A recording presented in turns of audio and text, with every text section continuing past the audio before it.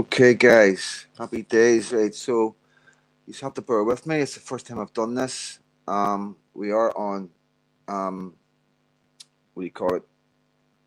Oh, I can't even remember. Something yard.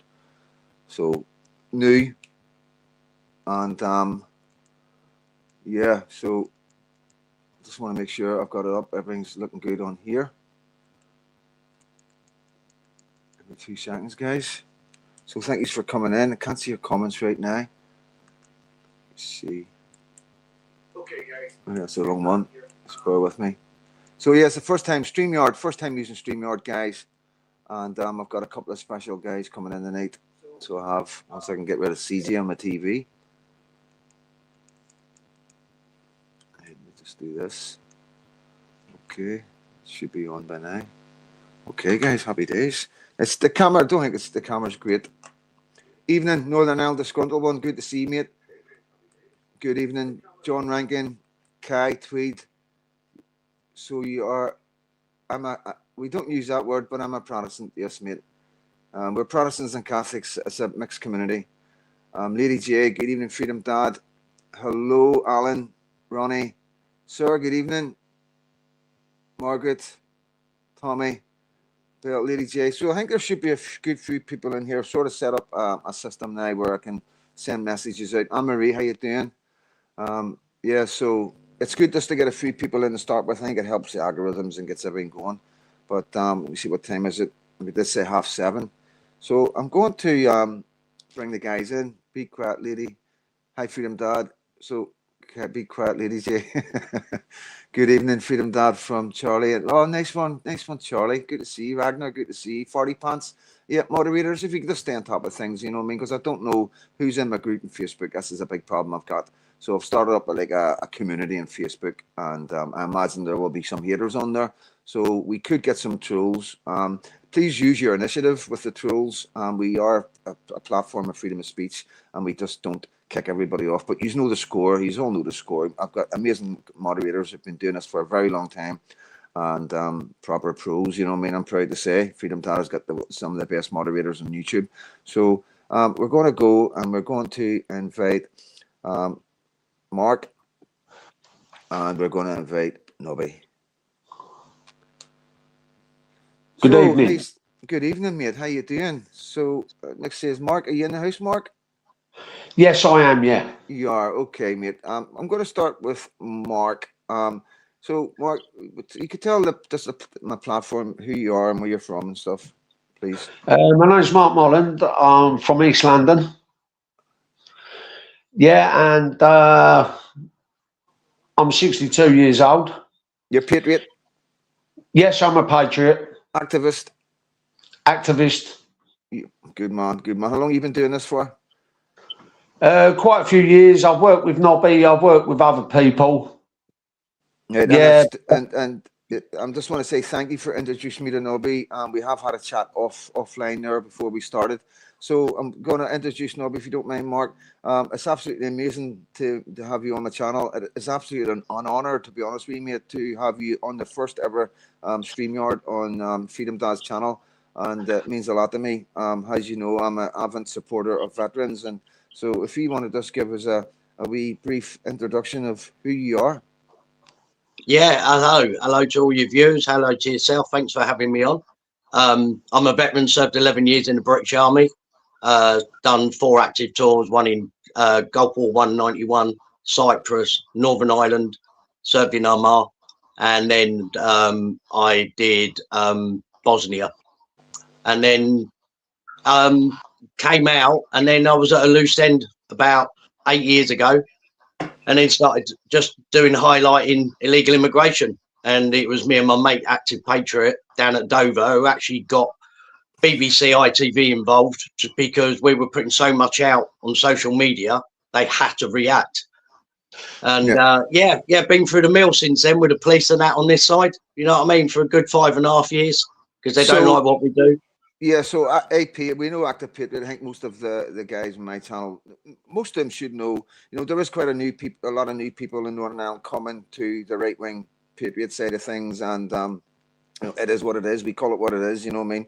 But so when did the trouble start? If I'm just going to tell the community, you have been to France. You have been to the migrant camps in France. So for those, some knows, I know John Rankin knows you. He speaks highly of you. He really does. He's one of my moderators, and he's been to Northern Ireland a few times, and he's a really good friend and an amazing patriot.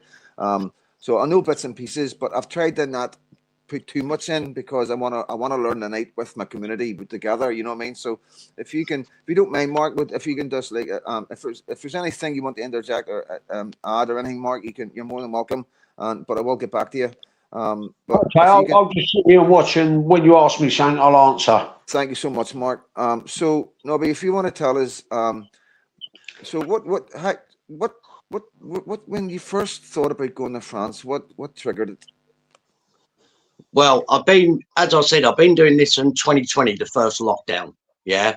I spent 2.5 years living in the boot of my car on the cliffs of Dover filming. I then called the first Dover demo to cut off the whole of Dover and the port in 2020. And this was the first demo after the National Front had gone down in 2016 and smashed up the place. Right. And we were getting called Nazis, far right, you know what I mean? Everyone was trying to stop that. I just wanted to bring everyone together and show everyone, look, this ain't right. We need action, yeah. Because the first year I started this, only 8,999 migrants entered our country by dinghy. Yeah, that's the lowest number we've had in 6 years. Right. So yeah, me going to France was a build up of, because I've done Dover. Yeah, I've done Dover for 2.5 years filming them. I then got a camera with 22 mile zoom. Yeah, so I could film the beaches of France from Dover and what's happening in the middle. Yeah. So the money I was getting and out of my own money, I was buying stuff to because look, I'm ex-services. Yeah. I don't like being in amongst things. I like to be hidden and then looking in. Because you're going to get the truth by doing that instead of jumping around on the beach where you bring your eyes to you, yeah? Yeah, well, we were talking before we started, we were talking about that. I was talking about not monetizing, and, you know, that's what I do. I don't do merchandise and all that. And you were saying as well that you paid your own money to do what you do. You don't have any form of support. You get a bit of support, but you don't. Look, what I do is if I'm planning something, yeah, like to go to France, I won't put out and go, oh, I'm going to France, because then one thing the police know, yeah, because if you're getting watched, yeah, Border Force knows, yeah, you're letting everyone know. So look, before I went away to France, I went quiet for 8 months. I didn't post nothing. I didn't go live. I just disappeared, yeah, because then I'm off radar. Yeah. 6 months before I went out to France for 2 days with another couple of YouTubers to get the feel of it. Then we came back. I disappeared for 8 months. And then all of a sudden I was on the beaches of France filming and getting all the footage, mate. We were the first. Before you went and you were watching, what were you seeing? What were you seeing in Dover, and what were you seeing? Like, to tell us who were you seeing? Who were these men? You know, what were the numbers like? Mate, honestly, in the time I've done it, and look, the time I've been doing this, is from 2020. The first year, 8,999. Second year was 21,000 odd. The next year was 45,000. The next year it went to 29,000, and this year was 43,000. Right? When I was filming for at least 3 years on Dover cliffs, I say 95 were fighting age males. Now, I've been to Bosnia, yeah, I've been to the Gulf, I've seen real refugees. Real refugees are not males, fighting age males, because fighting age males stay to fight the war. Refugees are women and children, yeah, fleeing from a war zone. That's correct. Yeah, the males do not flee. The saying is, if there's a group of males fleeing from a country on their own, they're going to war. So these numbers that you're giving us right now, these men are still in this country. They're still in your country, or in our country. They could be in Ireland as well now, for all we know. So they're here, and quite possibly, if they get citizenship, they're then able to bring uncles, aunties, mothers, grannies. You know, isn't that the way it works? Yeah. Look. You got to think, right? We always said roughly, for everyone what's allowed to stay, in a few years' time, when they get permanent residency and British citizenship or whatever, they're allowed to bring in family. So you can times that by maybe 15 for every single person who comes in. Yeah, if they're bringing their family. Yeah, and look, 15's an average number because they have big families. Yeah. You understand what I mean? So our problem is not for the first year of, let's say, 10,000. You're looking at in 10 years' time, that could end up being 30,000 for year one. Yeah. So if you timed everything by 3 or 9, mate, these are big numbers. And look, the point we're missing out at the moment, because I haven't been live for a long time, and I watch and I hunt and I keep on top of everything. Now, the point we're missing, the government saying we're going to shut all these hotels and we're going to disperse these people. Now, they reckon there's only 33,000 in hotels. Now, where are the others of these numbers I've just read out to you? Where are they? Yeah, because you've only deported one on one out, one in, one out, which is doesn't count anyway, because you leave, get rid of one, you bring one back. So in theory, that doesn't. I don't even think that's happening. No, but that number's only meant to be 281 people. So where's all the others? If they've not been deported and they haven't been given asylum, where the fucking hell are they? Well, we know quite a lot have been in jail. We know that. A lot of them have been in jail. A lot of them are getting to jail. We got the group HMOs, mate. HMOs with blocks of flats. But so before we jump from going into France and telling us what you've experienced and everything, I want to bring Mark in. So, Mark, you're a Londoner. So you are born and bred. Have you a Londoner all your life? Yes, mate. So can you tell me? Obviously, you must see the repercussions of the mass immigration that's being forced onto your lands. Can you tell us a wee bit about what's going on in London right now? I first noticed that things were going to start getting worse in about 1985. Yeah, when I was about 20 years old. Yeah, and I thought if we don't stop this, it can only get worse and worse and worse, and it has done. Like, I'll send you a video, FD, of what it's like in my local high street. Yeah, and you've seen it for yourself, mate. Yes, I have, mate. I'm going to bring it to my platform. It is queued up, ready to go. So it is, mate. Yep. Yeah, well, Nobby has stayed at mine for this weekend. Yep. Yeah, and he's seen it for himself, what it's like round here. Is it reversible? See what you're seeing on the streets of London right now. Is it reversible? I don't think it is. No. That's the saddest thing about all this, isn't it? You know, it's not reversible. So if it's not reversible, we know with the deaths and births and how these guys have children and how they multiply. How long do you think you've got before London is totally replaced? It's literally done it now. I'd say the people of Northern Ireland, judging by the population of London and the population of Northern Ireland, I'd say that you've got 5 to 7 years, if that. So what do you think about the people that I meet? Like, Seamus, who I met yesterday at a Palestinian demo that doesn't seem to understand what's going on. Is it just going to be London and England, or do you think we're going to have a problem with it?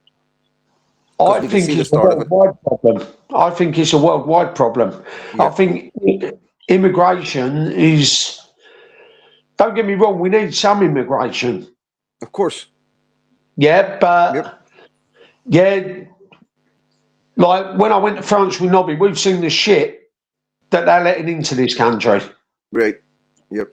And it's not just that with the boats as well, Nobby. It's like, I interviewed a guy from Syria last couple of weeks ago, a refugee in a HMO in Belfast, and he flew into this country.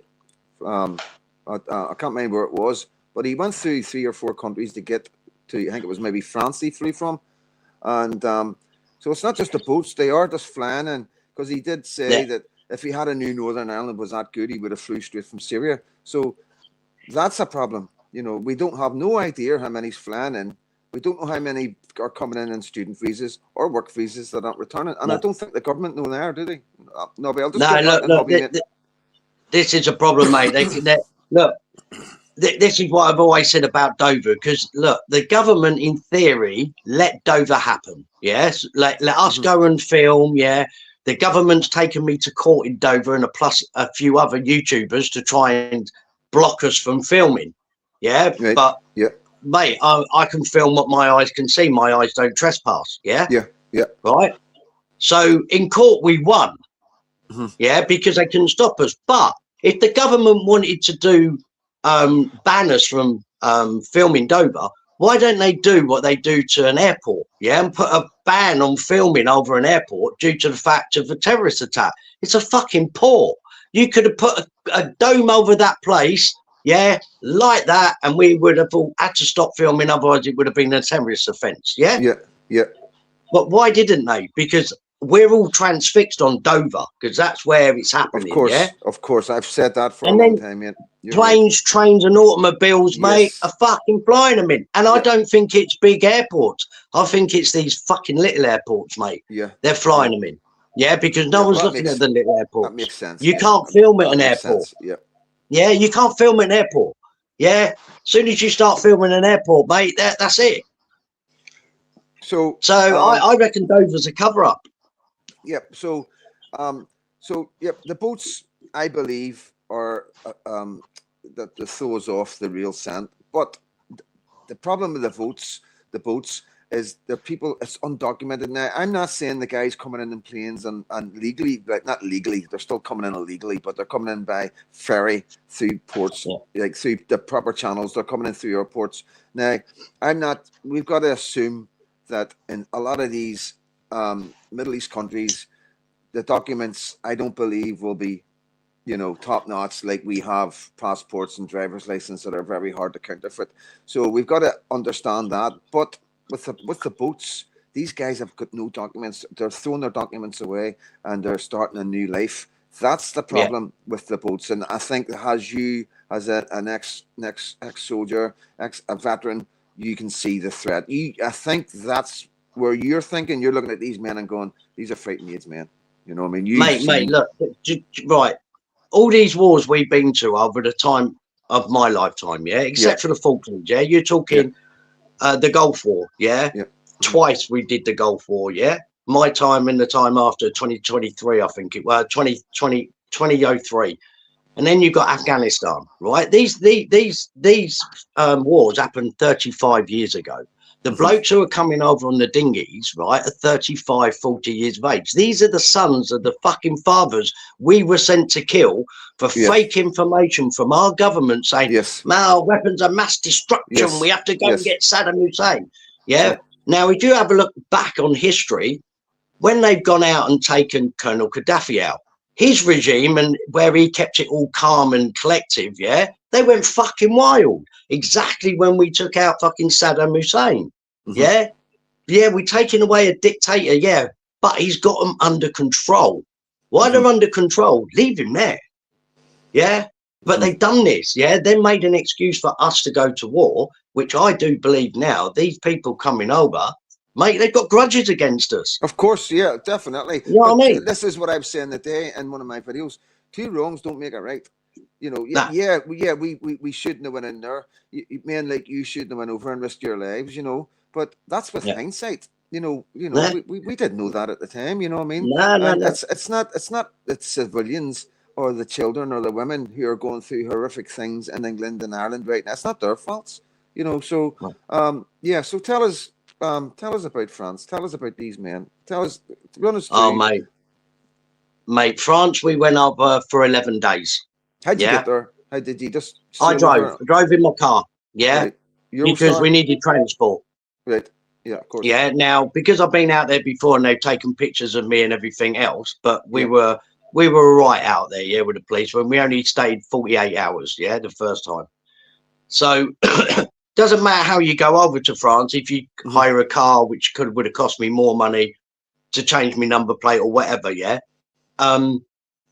It doesn't matter because my passport is my passport number. As soon as it's on any document, they know I'm coming over.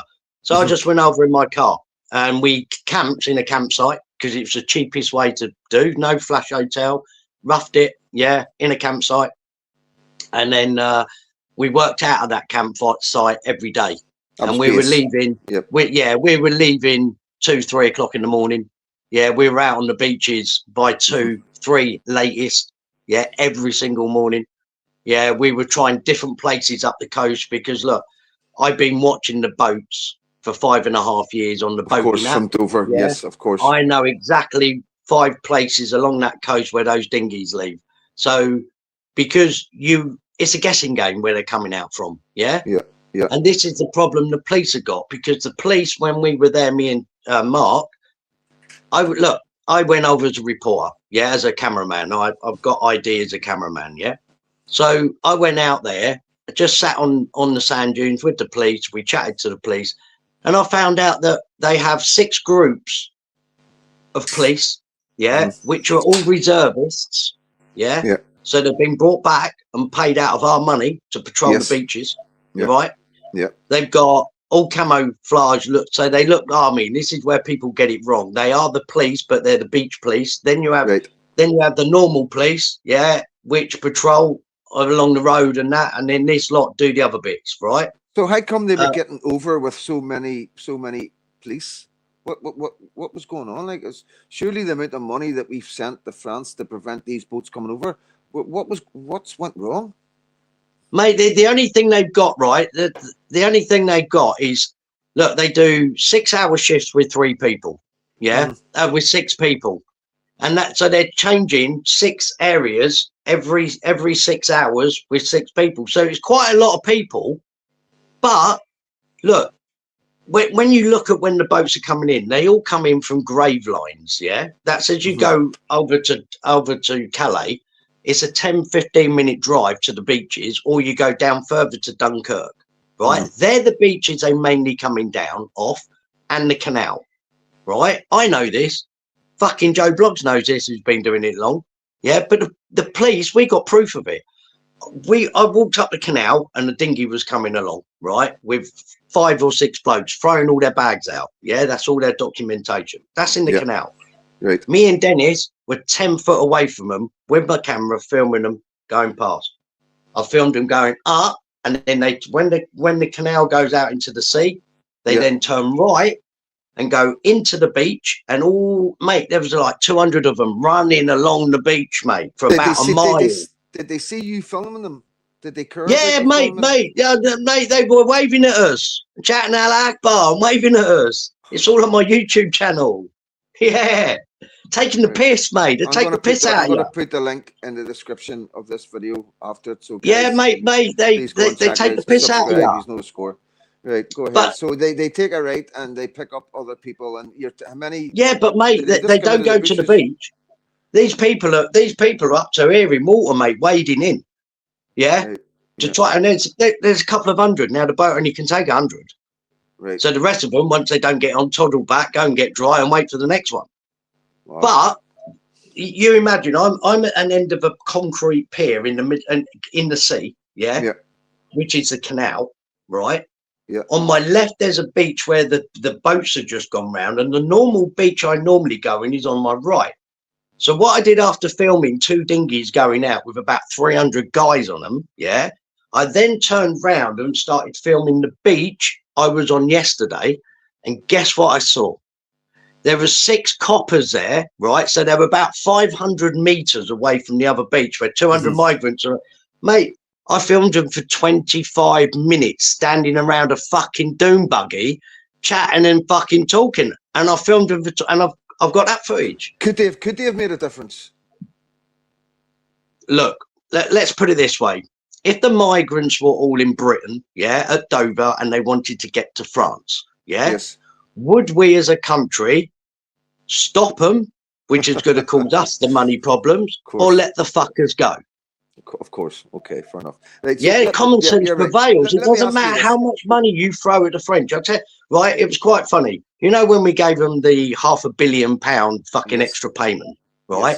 Yes. 2 days after that, because I watch everything, do you know what they did with our money? Instead of having 5 boats out to escort the dinghies across, they brought another 2 with our money, because it went up to 7. So they could escort more boats over. Because look, These are fucking warships. You're not stopping a fucking little dinghy with a warship because you'll crush them and kill them. So they escort them. Before we go, so tell us about what goes on in the middle of the ocean before. Or something else I want to ask you after that. But what goes on in the middle of the ocean? You're talking about warships. Explain exactly what happens for the people. Right. What happens is, right, I'll tell you exactly what happens, right? Yeah. The immigrants, the traffickers bury the boats in the dunes, or they send them down the canal, right? Right. So early in the morning, we have the French on a good day, because look, you can tell by the weather and everything else that if it's calm, yeah, you have a look on the boating app at 11, 12 o'clock at night, you'll see dotted around the coast, there'll be 3 French boats, and they'll be doing up and down, up and down, up and down. He'll be doing that bit and he'll be doing that bit. So it's all covered. Yeah. What kind of boats? What kind of boats? Mate, they're normally warships. So you like the frigates, yeah? Okay, now. So yeah, mate, you ain't gonna really. I thought it was the Coast Guard. It was just the Coast Guard. No. These are, mate, and they're like rescue boats, but they're big tanker things, but they've got a lower back so they can get people on if they need them. But they're fucking great big things, mate. Right.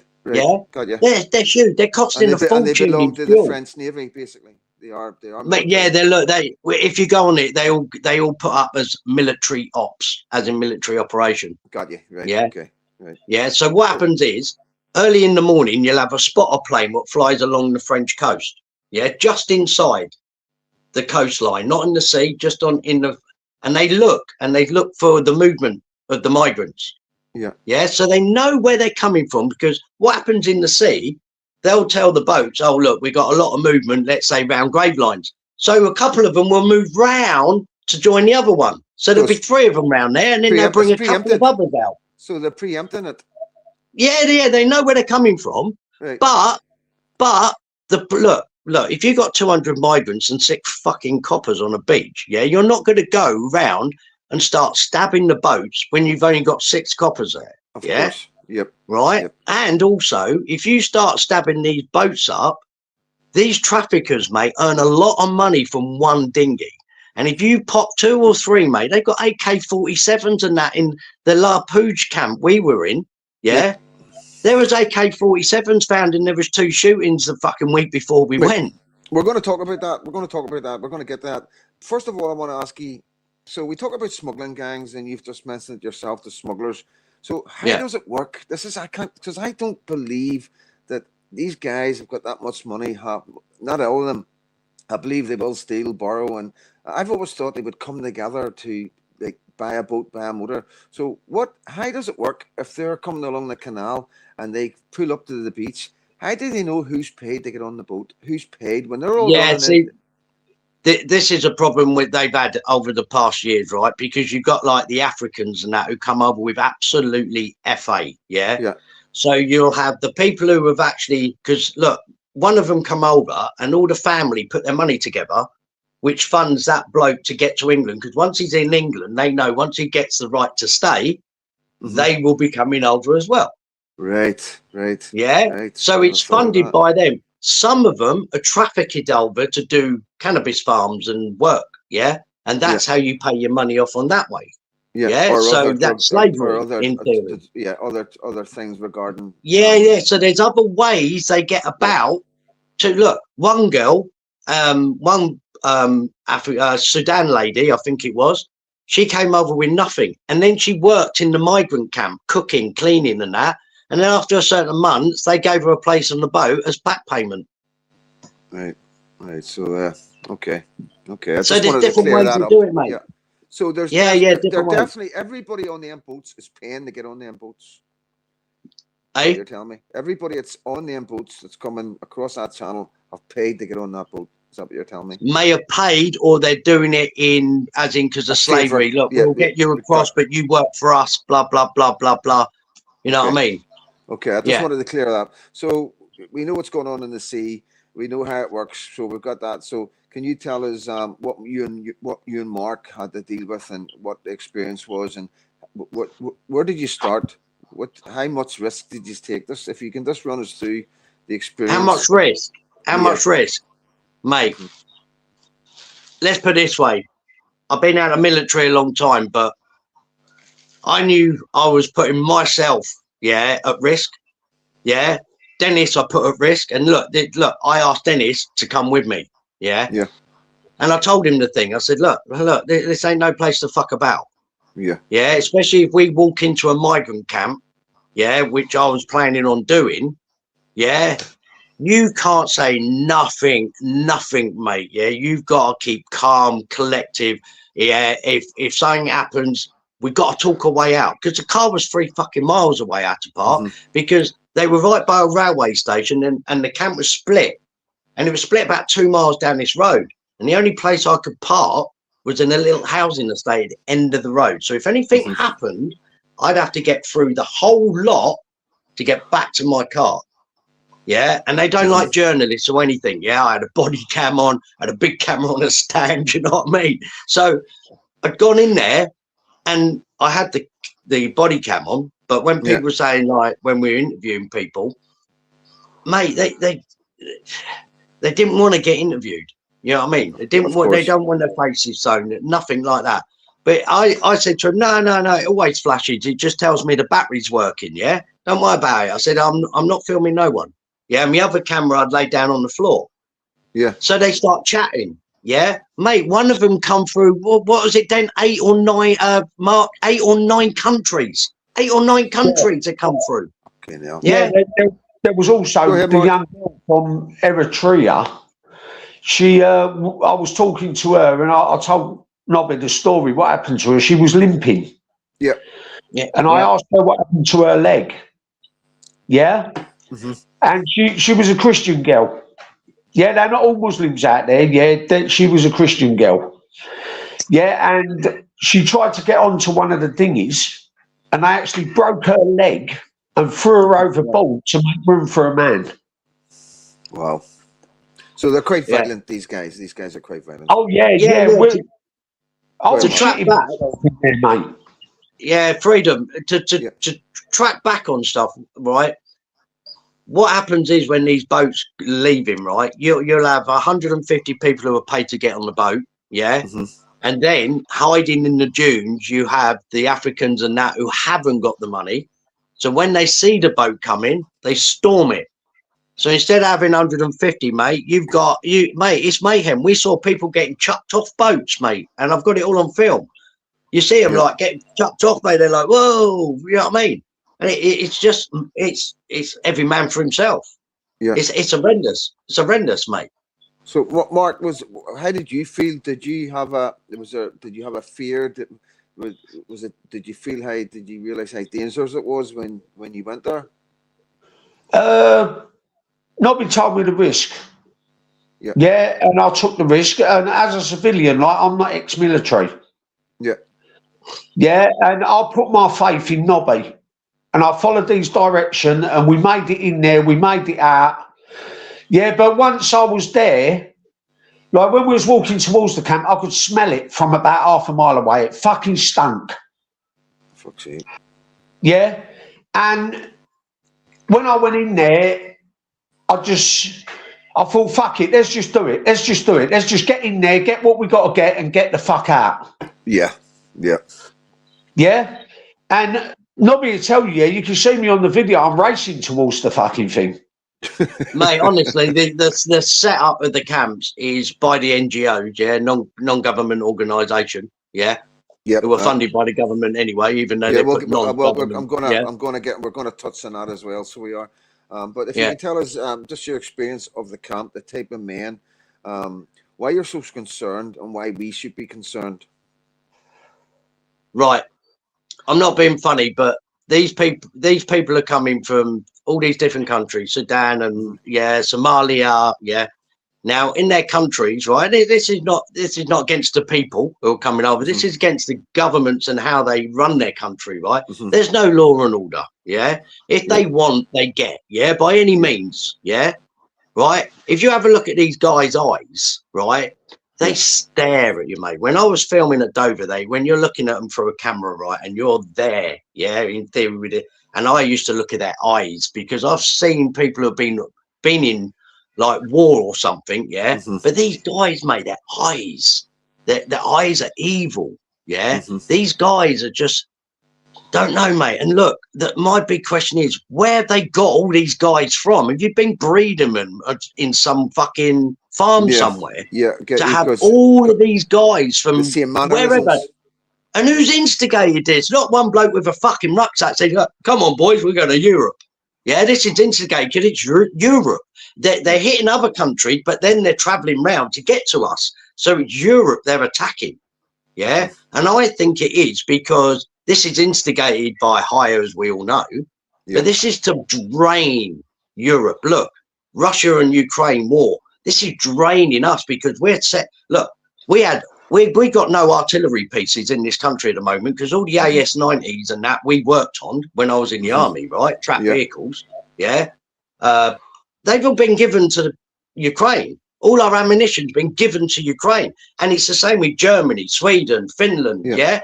Everyone's taking everything. Another half a billion for air defenses just went to the but we got nothing, mate. So we're weak, and Europe's weak. Yeah, and this must be instigated, whoever from. But you have a look who's not being weakened. Yeah, Russia is, but not really because you've got China. China fighting for them. North Korea's fighting for them. Maybe we're in World War III already without knowing it. Really, without a doubt. You know what I mean? So where's the best way to go? Because look, we need to worry about these guys, right? Because I've always said, I don't believe they're an army which has been put together to come over and take us out. Yeah, that I can't see because it's all done in dribs and drabs. There's no, no organisation. I can't see a setup being ex-military. Yeah, it seems to look. It might be how they're doing it because that's the way you don't expect it. Of course. Yeah. But to start draining them down into army camps and HMOs, which are like story blocks, they're placing them strategic places. Yeah. So most of these people are Muslim. So what you're saying is you think the British government are taking advantage of the fact that these fighting age men are coming over. They're not actually leaving their countries to come over and become any sort of military or anything like against us. But when they're here, the British government are thinking we could use these guys. Have you ever heard of the clergy plan? I have, yes. Yeah. It's called a right-wing conspiracy, you know. Yeah. What another one? Mate, I'm not far right. I'm just right so far. Yeah, you know what I mean? Yeah, cheers. Yeah, mate. Look. I've been doing this a long time. I'm known as a truth teller. Yeah. And look, I think in 6 years I put out 2 things which are wrong, and straight away I've come back on my live stream and gone. We're not perfect. We're not perfect. Yes, it's yeah. You know Sorry, guys, but I fucked up. Yeah. And look, I am that guy. Yeah. I served my people. Yeah. Right. And I love my country. I look what the First World War and the Second World War, all instigated wars, but it doesn't matter how the war started. These are young fucking guys, mate, which were our grandparents who fucking fought their fucking asses off. Yeah. I've been to war. Yeah. But with modern equipment, we still fucking complained. These cunts had trench coats and fucking putties. You know what I mean? Yeah. That was it. When you was wet, you was fucked, mate. Freezing cold weather, mud up to your eyeballs. Yeah. Mate, they were hardy men, mate. And so, look, if you have a look, the last lot of the people from the Second World War are dying out. Yeah, there ain't many of them left. Yeah.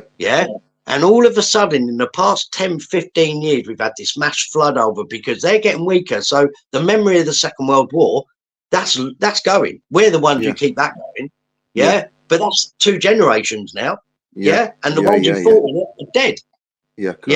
God help them. Yeah. God bless them. Yeah.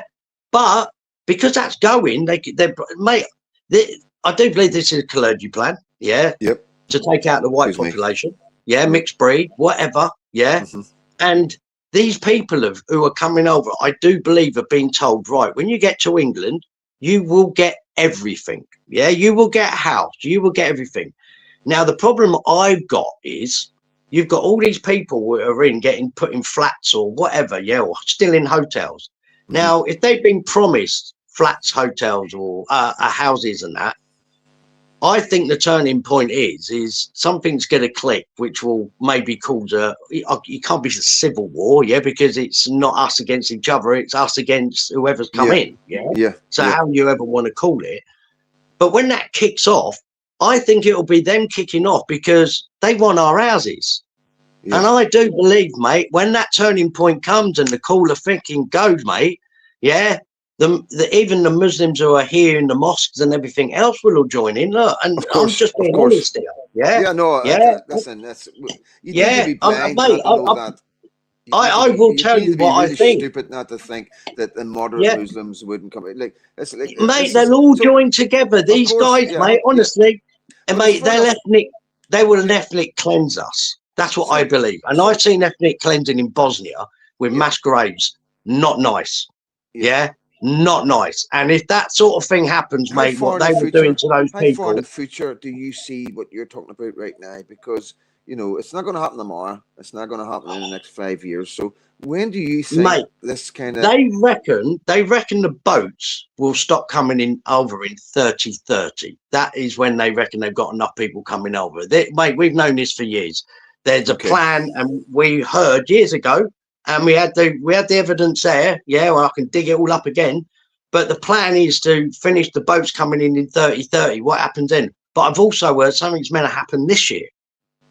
Yeah, I've heard that. Yeah, I've heard that. Yeah, something's meant to happen sometime this year. So let's see. Yeah, it's because I did believe about this 3030 thing because the numbers are fucking rocketing who are coming over every year. And this is where we're focusing in Dover. What's coming by airplane and automobile and lorries and who fucking knows? So what I'm saying is, like, as well, right? So even if people are saying, well, that's just you saying it, that's just my opinion, your opinion, what we think, you know, we don't have a crystal ball, right? And we don't really have the receipts. This is your experience as a veteran and what you've experienced in France and your experience of the government and the way the world works, which is fair enough, right? Yeah. So, you know, at the end of the day, but without all that, if even if it goes to 30 in the 2030, we're going to be replaced through births and deaths. And it may take a bit longer than what you're saying, but 20, 30, 40 years time, there's going to be a minority. I don't think it's going to be that long, mate. I really don't, mate. If we've got 10 years, I reckon.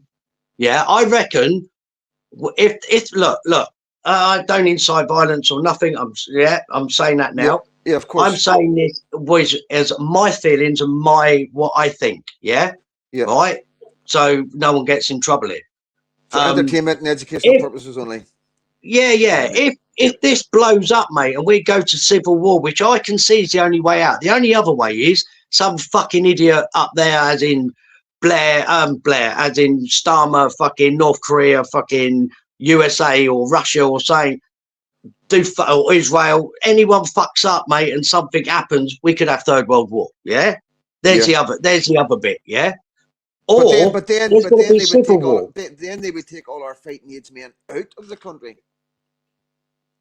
That would be a problem. If there was a massive war, they would take all our fighting aids men out of our country, and we would leave our country very vulnerable. Yeah, but you have a look what's happening now, mate. Yeah, you have a look, right? I look at everything, right? Because they're worried about Russia, they're now putting loads of our guys in Antarctica. Yeah. The Marines and that have just gone out to Antarctica. Yeah. They got a massive fucking exercise going on with all the countries in Poland. Yeah. Yes, Yeah. Yep. And on the border. Right. We ain't, mate. We've only got, I think, 33,000 fighting troops in the fucking British Army. That's great. Yeah, we've got fuck all. It's crazy. Like some countries have got millions of troops, and we've got 30,000. Mate, and you got to take the logistics out and shit like that as well, mate. Really, we got fuck all. Yeah. We got fuck all. They don't reckon we'll even last in the World War with fucking Russia 2 weeks. so tell me, quite a lot of stuff we're talking about. We have the receipts, right? You've been to France. We talk about money's coming in. We've got an idea of the numbers, but the government are holding the numbers back because if we knew the truth, then we would have the argument would be won. When I'm talking about the argument, I'm talking about the left. I'm talking about the people that come up against us and call us far right and racist. What's going on with these guys? Who are they and why can they not see what we see? Right. right. I'm right. Look, I've got a gay nephew. Yeah, got nothing against gays, lesbians, whatever you are. Yeah, right. Nothing against them. But you have a look at the far left, right? They are mostly the LBGQT, yeah, whatever it is, yeah, gays, trans, whatever. Yeah, you do get the other ones, but they're the Just Stop Oil. They all seem to be weirdos, yeah. And the ideology they carry is really weird, because if they have a look at the Islam, Quran, and everything else, right? If this lot do try and take over and they kick off, the first people they're going to fucking cull and do that is the lesbians and the gays, because it's not in their religion. Of course. And mate, if you're a lefty, can't you see that? You know what I mean? Their ideology's there, and your ideology does not fit in anywhere. So part of the Kalaji plan is accepting these people until they're not needed. That's basically what they're doing on their side, and the left can't see it. When we see the LGBTQ, and we see all these university students, and and all the trade unions, the humanitarians. That's the refugees are welcome. Diversity is great. The other side will take that, accept that, and smile. And we are just nice, moderate Muslims. I'll tell you a story, right? All part of it. Yeah, I'll tell you a story, right? Before I became the little veteran, and had my own YouTube channel. Yep. You know, when our last Prime Minister, Boris Johnson, a couple of Prime Ministers ago, when the night he got voted in, I was meant to go to a veteran demo in London, but it all fell apart because the veterans were arguing, because it was like now left and right, it's mayhem. So my mate, Active Patriot, who's got his own channel, he said, "Oh, come on, we'll go down to Parliament. The lefties are there." And I'm like, "Who the fuck are the lefties?" You know what I mean? Yeah, honestly. Over here, the our ones. Yeah, mate. So he's taken me down there, right? And honestly, mate, this is my first encounter with lefties, right? Not knowing anything really about it. I was just opening up, and all these idiots are behind these bollards going, "Boris Johnson's not our Prime Minister. Boris Johnson's not." So I've gone up to him and gone, "Did you vote?" No, didn't vote. I said, "Well, why didn't you vote then?" "Well, I'm not from here. I'm from wherever. And I'm not allowed to vote." I said, "So why are you shouting Boris Johnson not my Prime Minister? Because you're only stating a fucking fact, you idiot." Yeah. But they were with the left. I think I've seen this. I think I've seen a clip. Yeah, mate. I then moved down the line, and I think out of 12 people I spoke to, mate, 10 are fucking foreigners. Yeah. You know what I mean? They're not. And if you go to a lefty to try and discuss why they're there, they ain't got fuck all to say. They don't want to talk. Yeah, I find that. I think they're paid opposition from the government. 100%. And they all look the same. So what's going on in the universities? It seems to be our universities are infiltrated, and the ideologies that are being pushed forward with immigration and socialism and communism is being pushed out to our younger ones, and they are grasping it. They are thinking it's the right way. What's going on there? Do you think? Right. Do you know what? Right. I've got kids. Right. Who's 19. Yeah. I'll talk about my daughter, 19. I won't say where she is. Yeah. And from my other daughter, who's 34, right? She's carbon copy of me, my eldest, but female, right? 2 genders. Yeah. And so the younger one, right, mate, she's a wet wipe. You understand what I mean? Yep.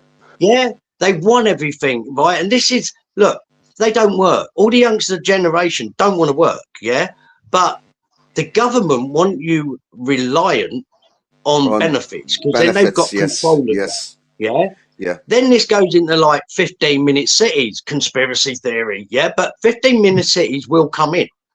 Because if you have a look where I live in, look, I don't give a shit. I tell people where I live. I live in Milton Keynes, and Milton Keynes is only 60 years old coming up now, right? And when it was designed, Concrete City. When it was designed with roundabouts, so it was done in a grid square.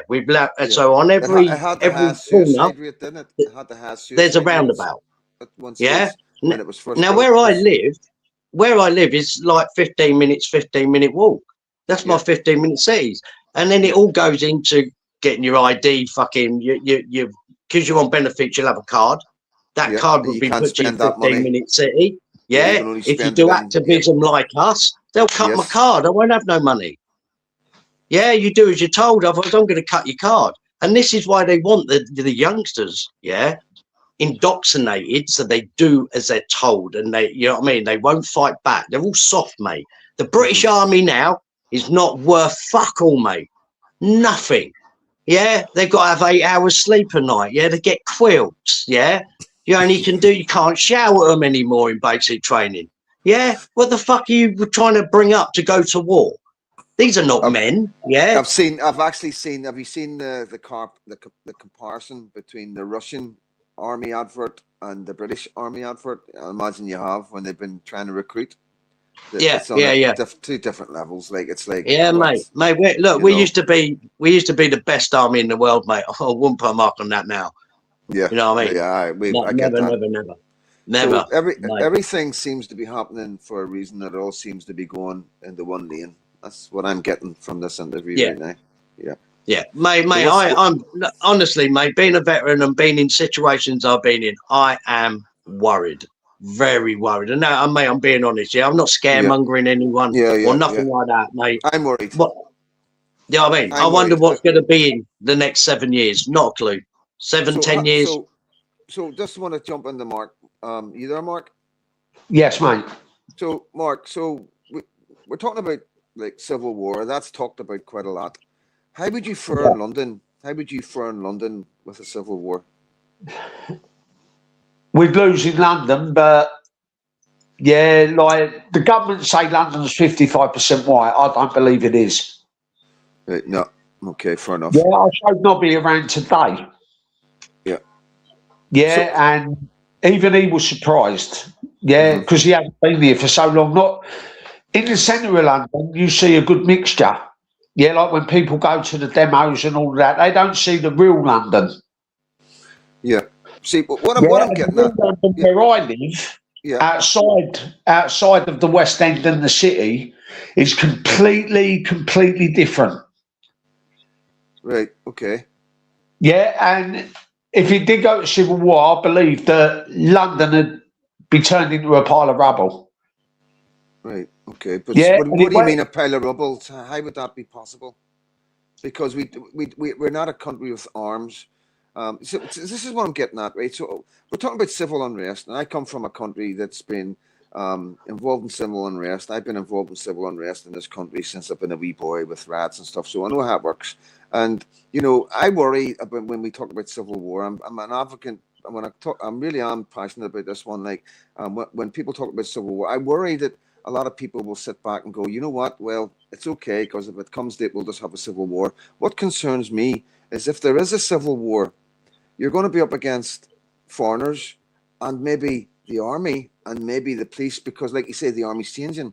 Now, it's not the same army as A lot of people say, oh, the army would never, but it's a different army. It's a different police force. So, like what I've seen in the past, we fought over flags, we fought over Drumcree, we fought on Ormo Road, we fought for so many things, and we never gained an inch. We have never gained an inch as a Protestant Unionist Lawyers Committee. And that's, I'm just being honest, So, and we know how to rat. We're statistic when it comes to rat. We know how to rat. But what I'm worried about in England is like people will come out on the streets, men like yourself and other strong men, and they'll be taken straight away. And that'll leave the weaker ones.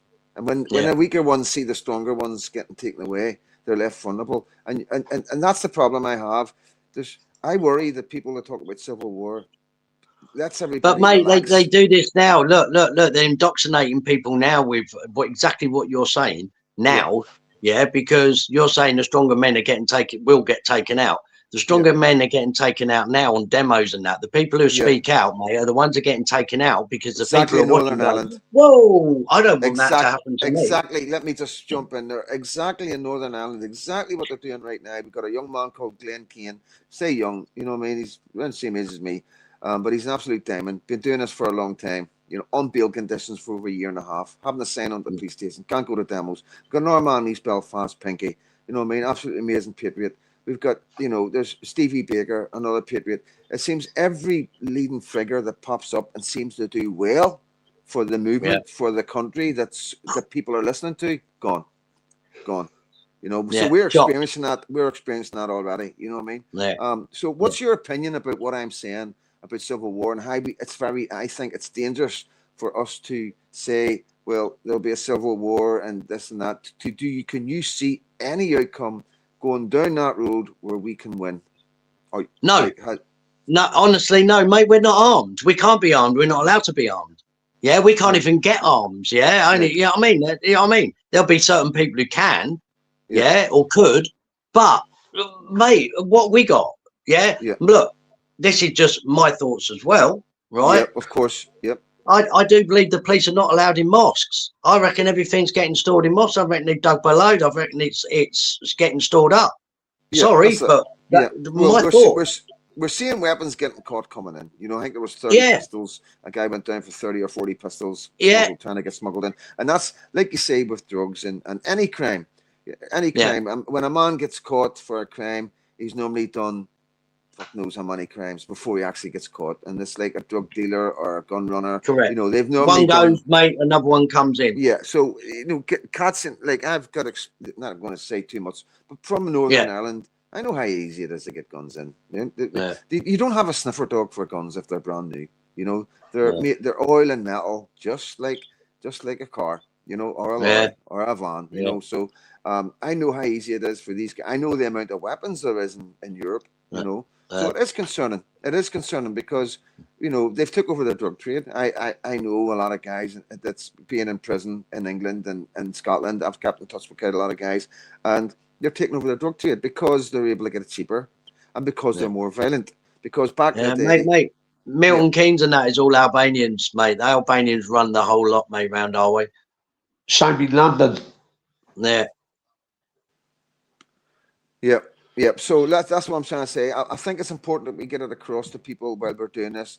Anybody from your channel, anybody in Northern Ireland, Scotland, Wales, you know, the Civil War thing concerns me. It really does concern me because I think people will relax, stand back, stand down and go, well, you know what? When it comes to it, we're just going to have a civil war. Sure, we'll sort it out then, rather than doing something about it now. You know? Yeah, but what's your outtake on it? What do you reckon it will come to civil war? I think it's the only way out. Yeah, I think there will be civil unrest, but it won't last very long. And we will be put down. And Yeah, that's what I think. I think that, well, this is why I look at it. I look at Danny Tomo, right? Whether you like him or you don't like him, it doesn't matter. But you look at a man, and I see a desperate man who sees that time's running out. You know. Now, but where was he 6 years ago? Right, mate. Can I say something? Right. I'll tell you a little story now. Right. And it's nothing against Danny. Nothing against that. I'll get back to you, Mark. Yep. Go right. Ahead. When I started this in 2020. I was in contact with Tommy Robinson. I had his number. Yeah, we were talking. He wanted to come down to Dover and film. Yeah.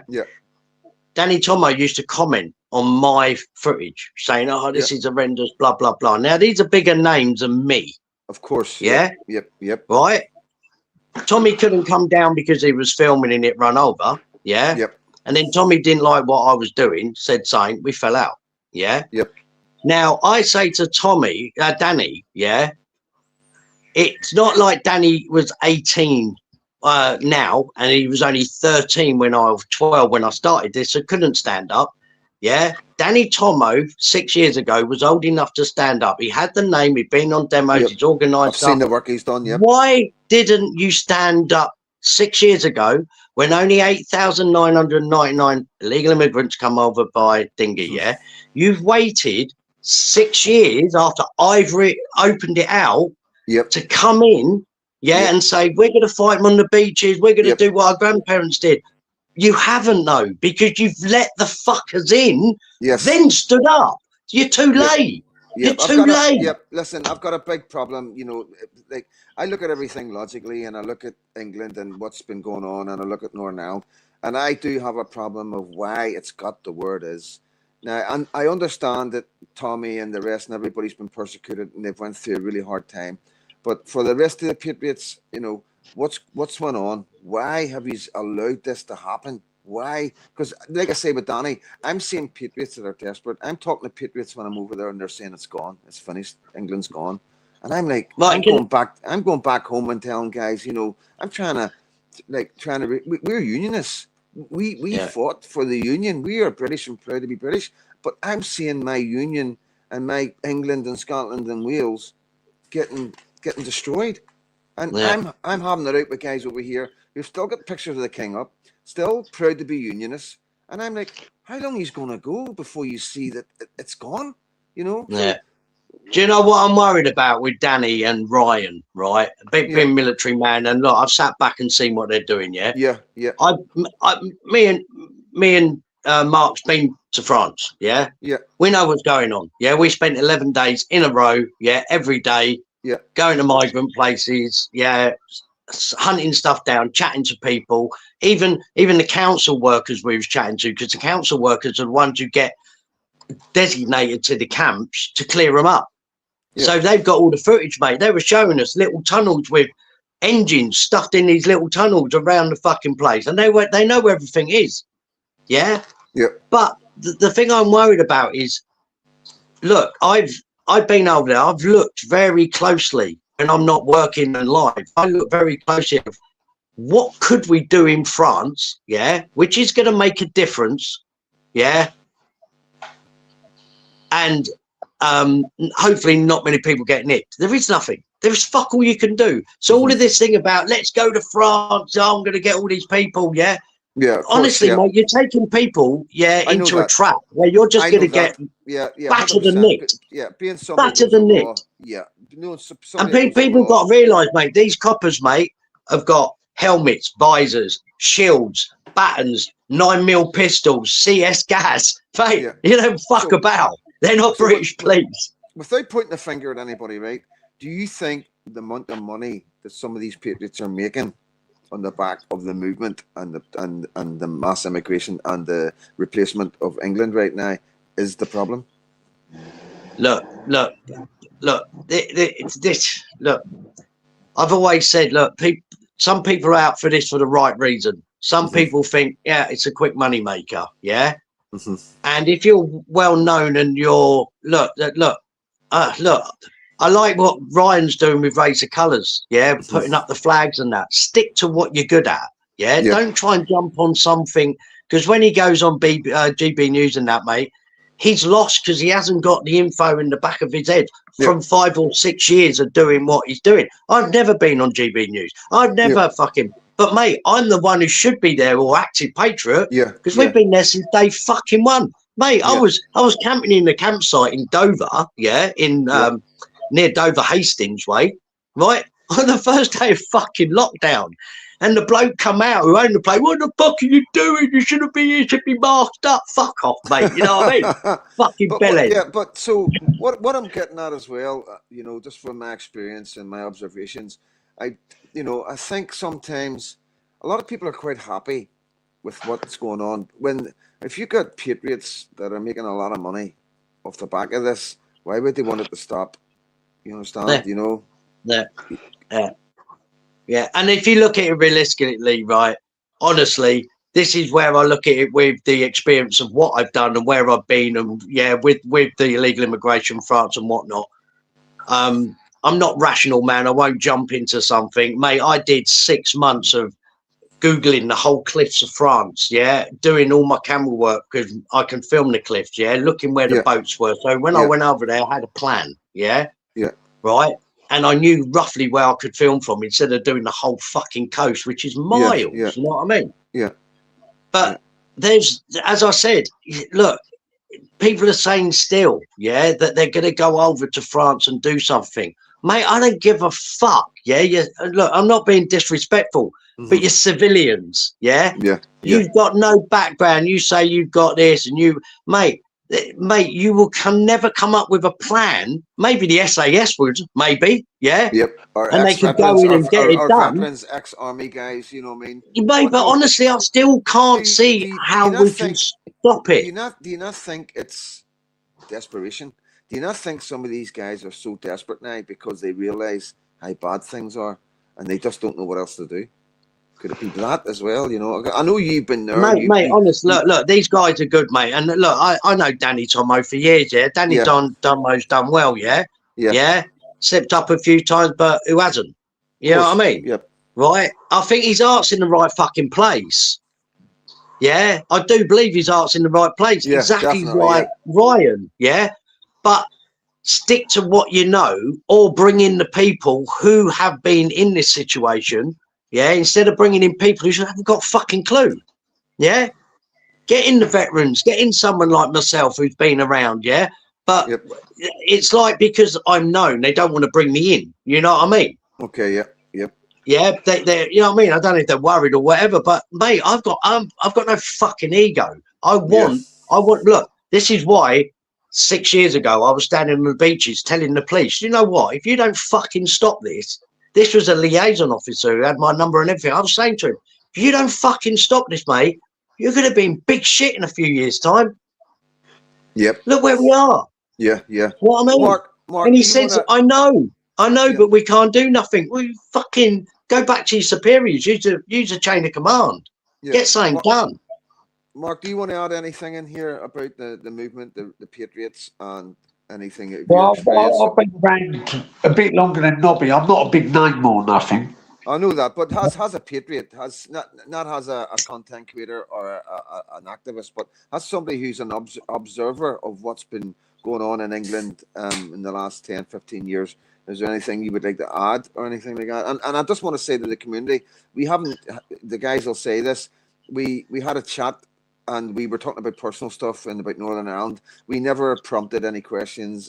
I did say, I made it clear this had to be raw. I didn't want you to know what was coming.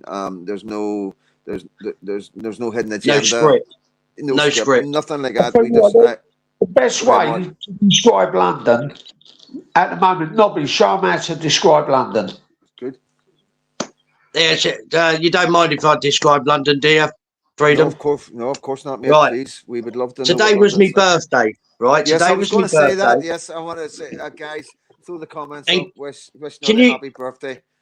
Can you see this lovely box of chocolates? Yes, I can indeed, mate. Yes. Right, this lovely box of chocolates was donated to me for my birthday, but this box of chocolates explains London. Yeah. Right. Okay. Explains how Ireland's going to be. Right. Okay. In this lovely box of chocolates, you have 18 brown chocolates. Right. Yeah. You have 2 white chocolates, and you have 3.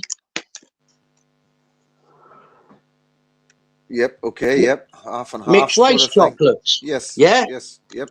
That's how London is, mate. Yeah. Me and Dennis walked up the road today, and I can honestly say, because I'm an ex-born Londoner as well. Yeah. Yeah.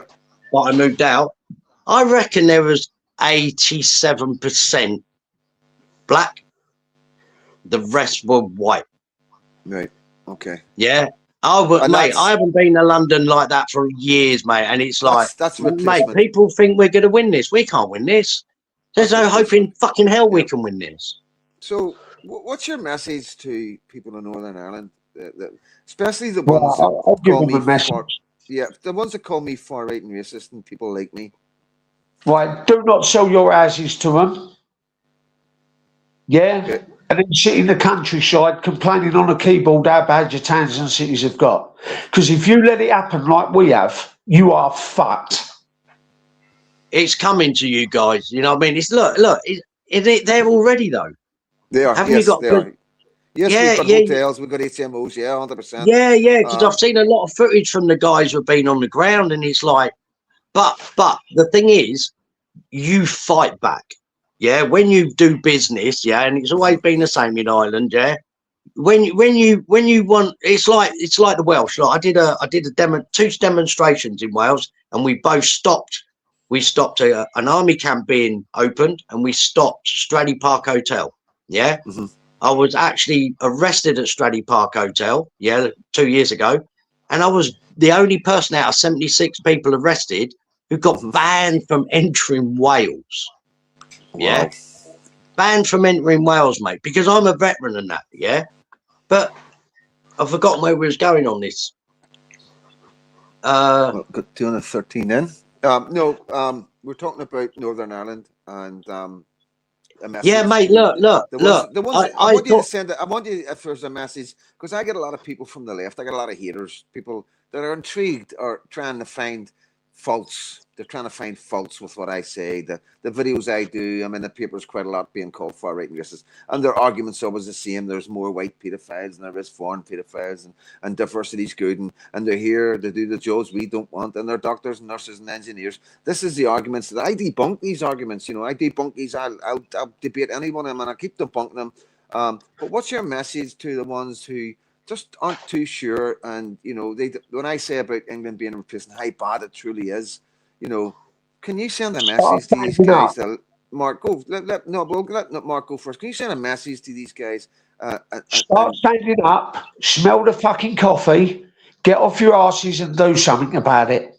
But they don't believe it, Mark. They don't believe it. They think I'm just being racist. They think I just don't like foreigners. They think I'm just anti-immigration. You know. Well, listen, I've sent you that video. What it's like around here. Yeah. And as you can see from that video, I was the only white guy in the area. Yeah. Yeah. No, but what do you say? Have you got anything to say to these people? I'll tell you what I say, right? I've been to France, been to Wales, right? Mm-hmm. Now I take Wales is like the Welsh community, the Irish community, yeah? Yeah. You have your little villages and your little towns, yeah, and you got quite a close-knit community when it needs to come together, where we don't in England. Yeah, this is the problem we have. Yeah. Now, when you need to come together, look, these people are on the fence or don't really get it. Yeah, like CJ. You've got to look at, they've got to try and open their eyes to the bigger picture, because look, only 8 years ago, I was self-employed. I was in a bubble. Yeah, I used to go to work. Yeah, I used to get up, have my breakfast, watch the news. Yeah. Yep. Yeah, go to work, come back, have my dinner, watch the news. Yeah, that was my life, programmed. Yeah, I have to work, I have to do this, I have to do that. Yeah, mate, I was also programmed to think that the government is out for you. Yeah, because that's what you voted them in for. This is where these people have got to realise. Yeah, what you're saying is 100% right. What I'm saying is 100% right. But the people who've got to remember, who are wobbly and don't really understand, is that your government is not out for you. Yeah? Yeah, your government is there to take your culture. Yeah? Your identity. Yeah? Right? Your history. They want to demolish that. Now, we have to all fight for our own. Wales, yeah? When they came together, mate, they were a fighting force. Ireland can do that. Now, if you're on the fence and that, yeah, if you want to lose your identity and lose your culture, yeah, and become so, look, we're not getting everything what we should. We're at the bottom of the list. Yeah. That's not right. That's unfair. Talking about culture and stuff like that. So, as you know, we're divided in Northern Ireland because Protestants and Catholics. We've got Sinn Féin fucking pushing the wedge in even more right now. So, like, you know, when you're talking about, is anybody going to be saved? You know, when we go forward and we allow foreigners in, we allow Islam in, and they obviously we're not having children, they have children. We see how it goes. We go down, they go up. Is anybody going to be saved? Do you think they will favour the Catholics over the Protestants, or? Well, Sinn Féin are pushing the Palestinians and Hamas and support of Islam and support of immigration. Well, they're meant to be freedom fighters for Ireland. Ireland's in a terrible state right now. You know, there's demos and there's patriots. There's the right wing is growing so hard because they're seeing so much damage getting done to the country. It's not because they're hateful or far right or racist. It's because men and women are starting to see the reality of mass immigration, and they don't know what else to do but come out online or go out on the streets. So, what do you got to say about that for us over here? Because it is a different environment completely to England, Scotland, and Wales. Yeah, the problem is, mate. Look. You know, I've served in Northern Ireland. Yeah. Yeah. My mate was shot in. No, I think he was the second to last bloke to get shot by that sniper. Yeah. Yeah. In Newry. Look, what's in the past is in the past, and I say this to all the Irish, right? I say it to the Catholics, I say it to the Protestants. The past is the past, yeah? Don't let someone like Sinn Féin or whatever they're trying to do plant seeds so you all fucking start fighting. You've got to see through that, yeah? Because this is a battle we can't, as the English, can't win on our own, yeah? We're going to need you guys. You guys are going to need each other, yeah? Because we ain't going to win this by infighting. And the Irish are going to need us. The Southern Irish people are going to need us because we're unionists. Yeah, mate. We're quite happy to support you. You're going to need each other. The Southern Irish, Northern Irish are going to have to come together to drive this evil out of your land. Yeah, but what I'm saying is a lot of people and the nationalists will be like, "Oh, we're not helping the English. You know, we fucking don't like the English. We don't like the Scottish and all that." They're you know, but if you've got to help somebody, if you're going to want to help the British, you know, we can help use the Unionists, but I expect the Catholic community to help the Irish. You know, right? Can I explain something? Can I explain something from being forces? Right, this is a good way of explaining the situation in Civvy Street and military. Right? Yeah, please do. The RAF, the Navy, and the Army. Yeah. Can't fucking stand each other. In peacetime, we're fucking kicking fuck out of each other. On exercise, we're fighting each other. But when the shit hits the fan, you've got to put your fucking differences aside. Yeah? Yeah. Because this is for your country, our country, Wales, Great Britain, UK, whatever you want to fucking call it. Yeah? Our heritage goes back years. Whatever you're in fighting and that, mate, it's got to fucking stop. We've got to come together. Look, once we all go to war, RAF, Navy and the Army, we all come to war. And as a team, we're unstoppable. Yeah?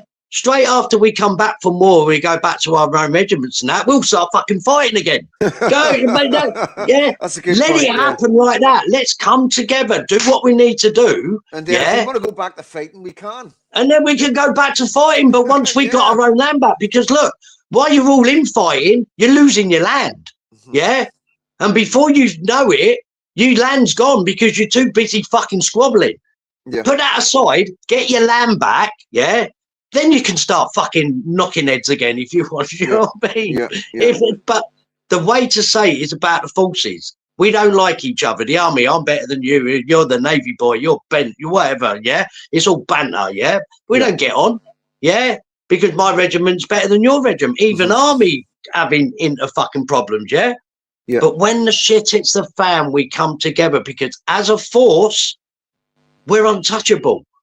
Air support, ground support, fucking artillery support. We're there as a sea support. We're there as a one, and we can do it together. And this is like our country. That's a good way to put it. And once you fucking got to your aim, and you got your country back with everything how you want it, then you come away. Then you can start bickering and slapping each other around again or whatever. You know what I mean? Yeah. When I'll get back to you in a minute, Mark. I just want to ask you this. Is there any excuse for any politicians right now, whether the mainland or especially in Northern Ireland, to not be aware of what's actually going on? They know what's going on. Yeah. Mate, Go on, ahead, Mark. It's all designed, They know exactly what's going on. They know exactly what they're doing. So even the politicians in Northern Ireland, the unionist parties? Mate, have you heard of Davos? Irish politics. I don't know much about Irish politics. So let's focus on just. I'm going to be selfish here. Let's focus on the politicians in Northern Ireland.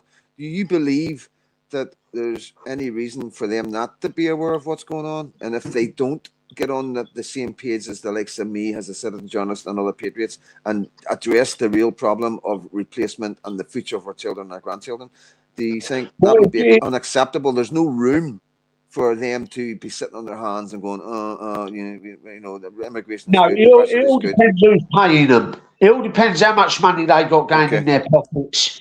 So if they're not, they're all spending fuck. So if our politicians are unionist politicians, because let's be honest, this is all we've got. Sinn Féin have failed the Catholic community. I've got evidence. I'm going to bring a video tomorrow. I've got so many Catholics on my platforms. I've got so much support in Southern Ireland because they've been failed by Sinn Féin, the Alliance Party, and the SLP. on their attitude towards mass immigration. So it's being tested, it's being proven that, you know, that people are not behind it. So Well, FD, yeah, go ahead, mate. I'm in touch with some Irish patriots that have invited me out there. Yeah. Yeah, just to film the immigration problem. I ain't going there to get involved with Irish politics or nothing. No, of course, I no. want to concentrate on We're the non-political. immigration problem. Yep. Right, Yeah, and they've told me, all of the Irish patriots I've talked to, that Sinn Féin has badly let their country down and it's letting their people down. Yeah, and I've never even met these guys. Yeah, we're just in touch on WhatsApp. Yep. But Yeah, this is what I'm saying, Mark. So we are gaining a lot of support from the Catholic community. So when I say gaining, I'm talking about unionist parties. So we are the last hope, not only for us, but for them. So what I'm trying to say is, if they do not get on the same page as us and address what the reality of replacement, the reality that mass immigration needs to stop. All immigration needs to stop until we can take stock of what's going on in the mainland, what's going on in Southern Ireland, and start shutting our borders down and protecting ourselves properly. Does that prove that they're complicit in the whole? If you came to my part of London and you see it, right, from Tower Hill, going right the way out to Essex, we've been replaced. Okay, right. So these guys, apart from Gavin Robinson and a couple of others, they're not really in. Our politicians aren't in London. You know, this is you got to understand. But I'm using London as an example. Yeah. Well, no, because then we're talking about Birmingham, Leicester, Rotherham, Rochdale. It's all gone. It's all gone. I was in. These are cities. These are cities that'll never be English again. Sorry, I was in Birmingham a couple of weeks ago, and the last time I went there was in the late 90s. Yeah, and it's just as bad as London. So these are cities that are never going to be English ever again. You got no white zones in Birmingham, mate. We are fucked. Okay, so go. Can I just go back to what you were saying, Freddie? Yeah, please. Yeah, right. You saying are your government? Do you think complicit in what's going on? Yeah? Yes, the unionist parties. All the governments are complicit in what's going on. In my eyes, have you ever heard of Davos? Yes. Yeah, of course. Yes. Right. Have you ever watched the Truman Show? I'm not an advent. I try and stay on top of. Right. To your viewers, that's an American thing. Yeah. Truman, if any of your views, if you get the chance to watch the Truman Show, it's a film, right? Yes, I'm aware of it. Yeah. And this guy his life is dictated to, and he's like a game, and he lives in this bubble, and the people stand over the top and dictate. Now that's Davos, Davos dictate. They all get together once a year, no phones are allowed in the place or nothing. They talk about how they want to change the world. Mate, these are people like Bill Gates, Rothschilds, the King, Prince, all the big people, and they're the ones who dictate to the little people, which are our PM, Macron, whoever, your lot, and they dictate what they want. That's how I believe it. Our lot don't run our country; they're dictated to by the elite, who are pushing for this agenda and everything else. They're pushing it, mate. It's got to come from somewhere else. It ain't. But each lot of parliament and that, like yours, ours, Wales, and that, mate, or even America or whatever, France, they're not all having the same fucking idea at the same time. It's impossible. So it's all got to be orchestrated from above, in my eyes. Yeah. But the thing is about Northern Ireland is we're unforgivable. You know, this is the thing.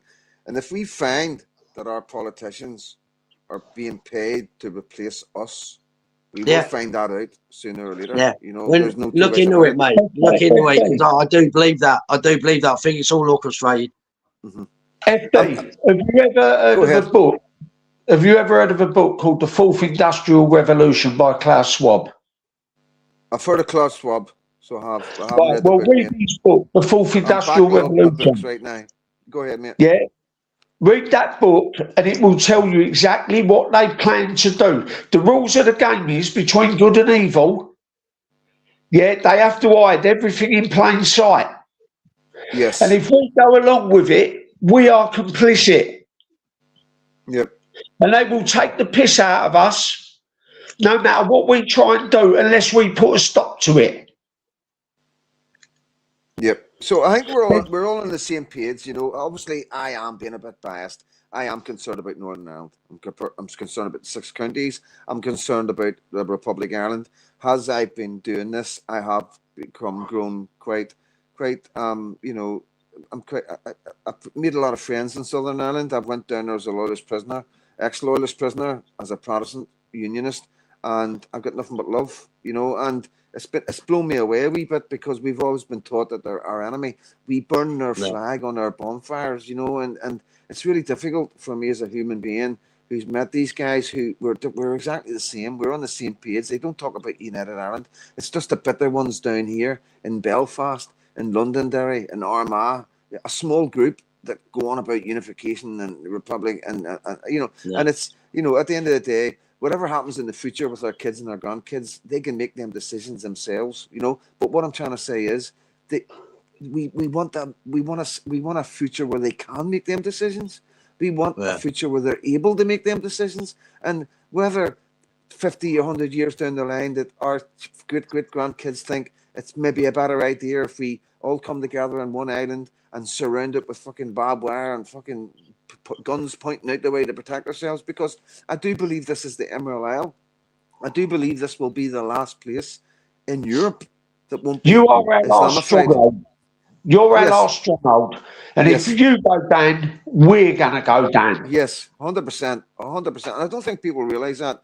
You know, I'm not going to go on too long. I wanna like open the floor up to. I can see the comments on the TV here, and I was wanting to open it up to anybody that's got any questions. I will be selective with the questions, and it's not about whether like you know ye or anything like that. But I am going to try and pick out some specific questions.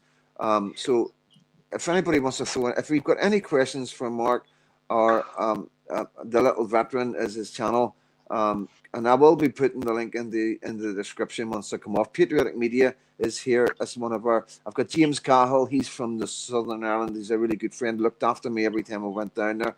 Like the community, my community is generally mixed with Protestants and Catholics, and this is a first. There's not a YouTuber, TikToker, or anybody from my community that's took this step. And the only reason I've took this step, guys, is because I'm put myself in so much danger. And like I've been called MI5 agent. I've been connected to the Shankill Butcher. They said I was a relative. One of the Shankill Butchers was my uncle. The things that the paper's done to try and discredit me, get me unalived, and bring me down is phenomenal. Never before seen, you know. And it's a first for us in Northern Ireland, and like it's like the moon landing. One small step from, you know, it's one of them ones, you know what I mean? It truly is. But it's I believe so passionately that what I'm doing is right. You know, I'm not doing this for money. I'm not doing it for ego. I'm not that kind of guy. All the time I've been in prison since I've been 16 to the last one when I got 18 years in Scotland, they've never once been able to get a photograph of me to put in the papers.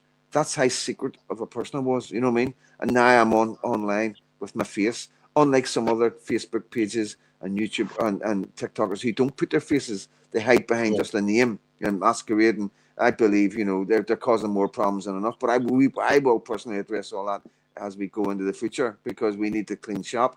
But well, if you see where I live, if you see, I'd love to put my face on this show. Yeah, but if you see where I live, it'd be so dangerous for me. 100%. No, 100%, mate. I don't expect you to ever put yourself in danger. But for me, I have to show my face, because I can't do this hiding behind anything.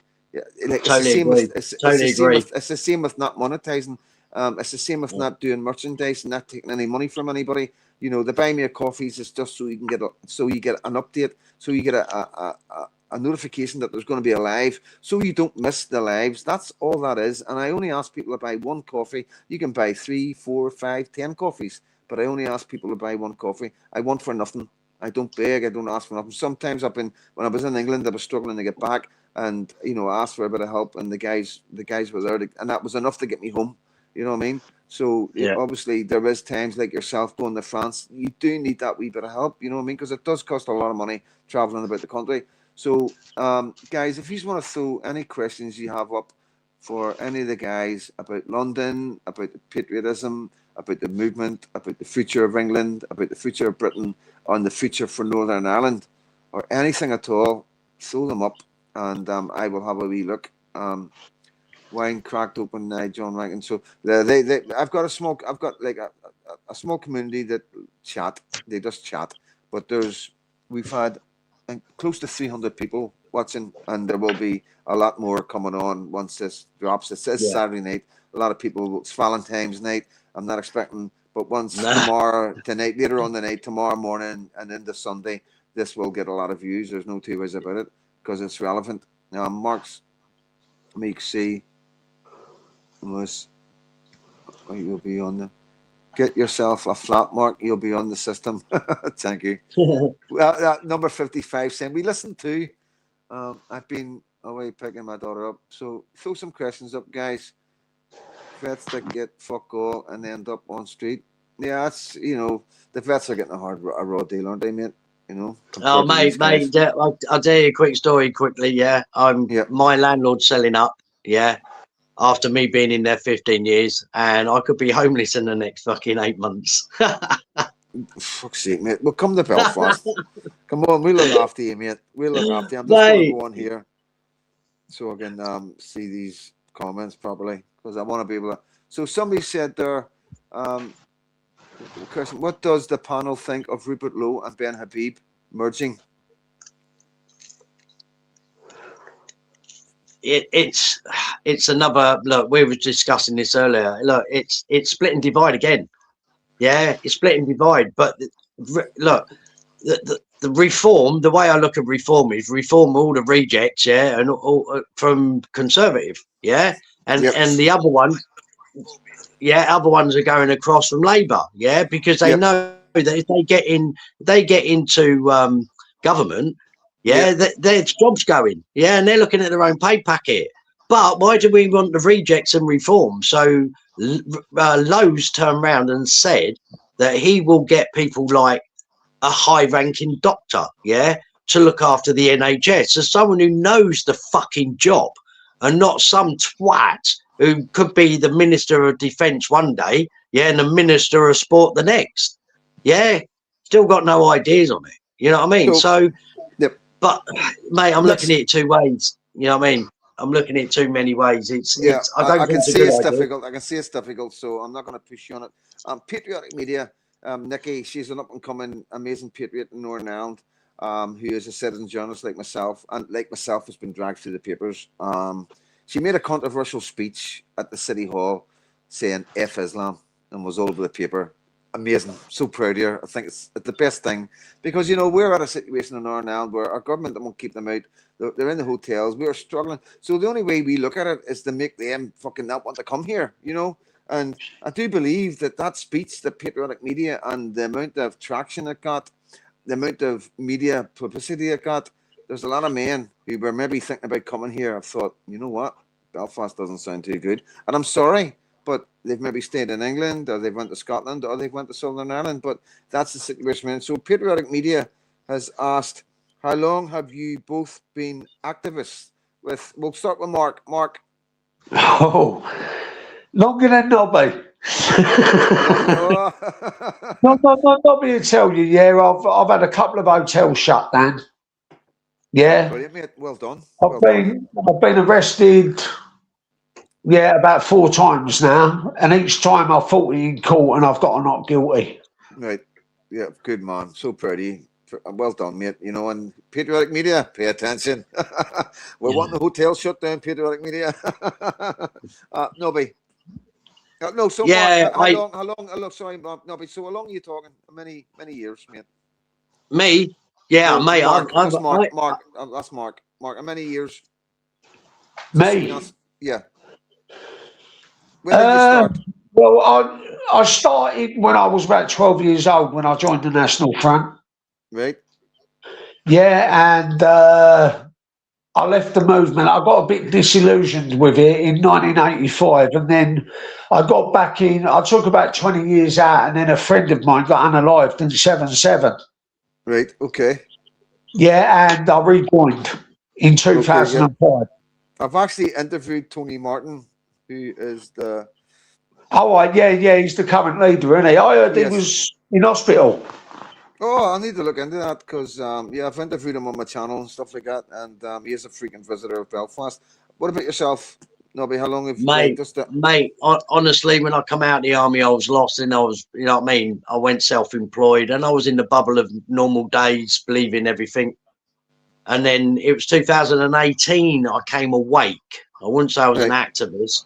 Yeah. And then really, it was end of 2019, 2020. I really kicked off. Yeah. So not many years, mate. Not many Okay. Fair years. enough. I've got I 40 must say pants. this, yeah, I've followed Nobby everywhere, mate. Yeah, he's I've been following him from day one. Yeah. Yeah, and he's one of the most straight up activists I've ever met. Well, why do you think he's the first person to ever to get on StreamYard? Out of all I'll the tell Patriots in England, you how he's it the is. man. He's the He won't man. hold back. Oh, I know that. Oh, I know that. I've been to places when, like, we went to Scampton, weren't it, Nobby? When I joined Yeah. Scampton, I was one of the organisers behind Wethersfield. Right. Yeah, I'm and just. Nobby was there as well. I invited Nobby down and for him to record it all. Yeah, not many people turned up because all of the locals were calling us far right. Of course. Of course. Yeah, Nobby put one question to them, though, and it shut them up. I'm just going to rattle through these questions. So, 40 Pants, who's one of my moderators, question for a little veteran: what regiment was he in? I was ex UDR, RIR, and Irish Guards. This is 40 Pants is a really good lad. Look, I was when I went to Northern Ireland, I was attached to 2nd Field Royal Artillery, I do believe. And we went to Armagh and based in Armagh, but I was actually in 49 Field Regiment, and then we got disbanded with all the cutbacks, and I was based in Lipstadt, and then I went to RAF Gütersloh. It got taken over by Manza Barracks, got taken over by the artillery, and I then joined 26 Regiment, where I stayed till my time. Yeah, and then I come out.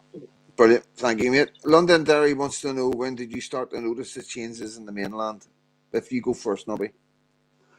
Here, oh, mate, mate, it's been a gradual dribble since I was a kid, yeah?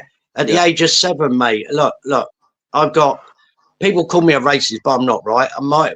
My family, I've got black uncles, yeah, who are married to my mum's sisters. I've got 21 mixed race cousins. Yeah, I'm not racist. Yeah, this is about the change. But look, in London, then there was blacks. Yeah, but blacks who didn't want to change our country, they mixed in, right? Yes.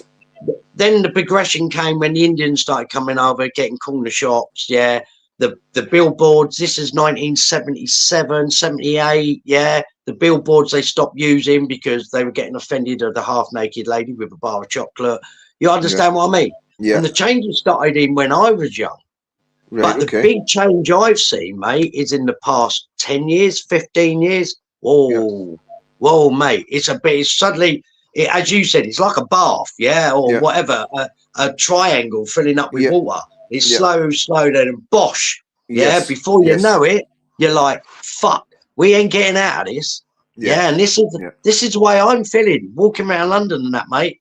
How the fuck can we win?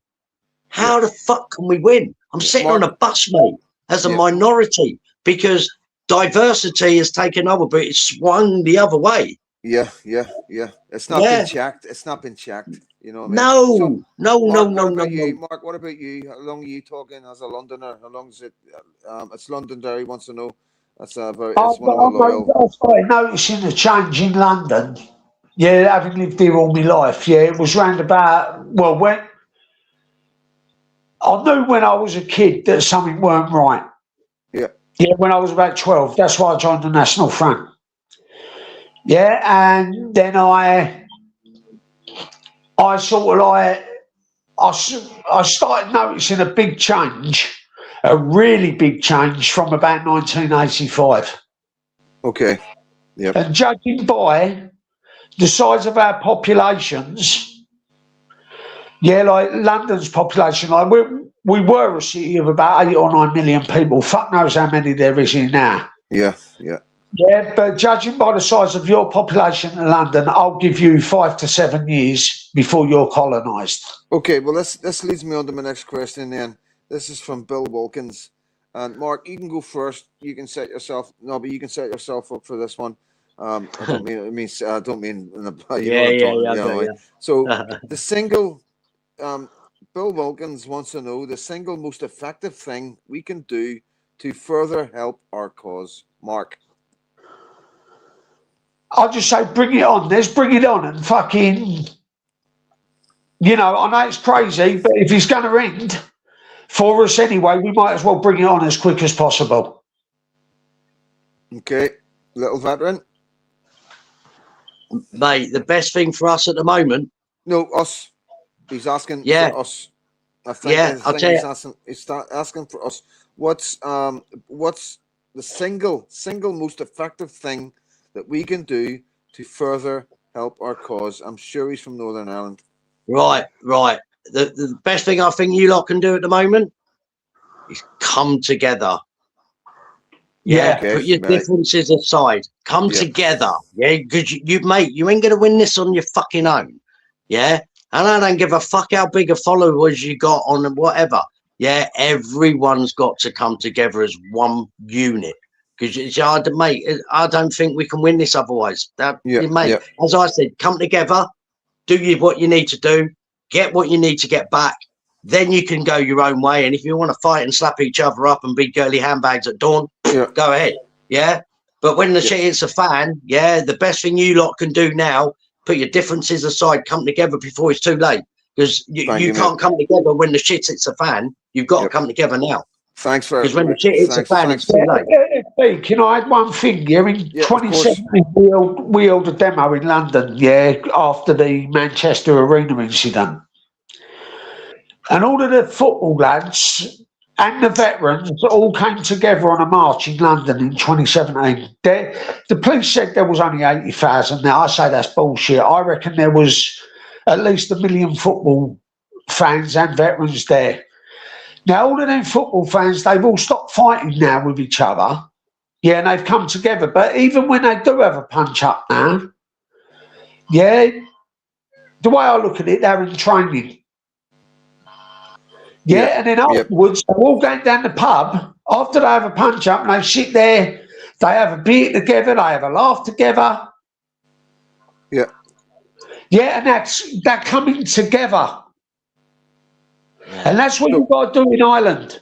Like Nobby says, you have to come together. If you don't come together and start sorting the problem out over there, it's going to fuck it up for everyone, including us.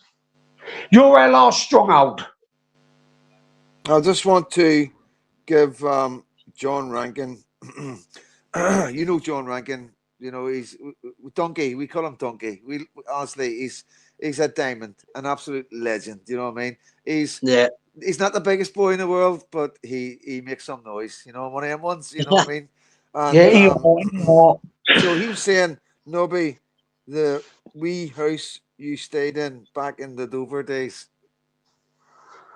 The wee house you stayed in back in the Dover days. He's talking about the wee house you stayed in back in the Dover days. I think he's talking about the hillbillies. Yeah, mate. I used to say, look, well, I was living in my car, in the boot of my car in Folkestone. Yeah, mate. I was getting watched by the lefties. I was getting, mate, at 2 o'clock in the morning, they'd be driving past my car. And it was getting a bit dangerous up there because people were getting to know us, mate. We was getting watched by traffickers down there. And then this family come, lovely family. And then I ended up putting my tent up in the back of their garden. They had an outside toilet as well, which I could use. And mate, I ended up living there for 2 years after I'd done my 2 years in my car. 2.5 years. You know what I mean? And mate, look, this is another thing. I weren't staying in. I've never stayed in hotels or hostels or stuff like that. Mate, people have always always help me out. Yeah. And look, I've always said to someone, if you got a bit of grass in your back garden, I'll put my fucking tent up. I'm happy in my tent. I want my own space. Yeah. If I'm doing a live stream, I can do it from my tent. I had made my tent set up, I had heaters in there and everything. You know what I mean? Yeah. But mate, for this family, mate, total respect to them, because there's a lot of people you don't get to where you want to be without the help of the fucking general public. Yeah. And it's coming together again. Yeah, see, camaraderie. Yeah, coming together, fucking getting this bond. Yeah.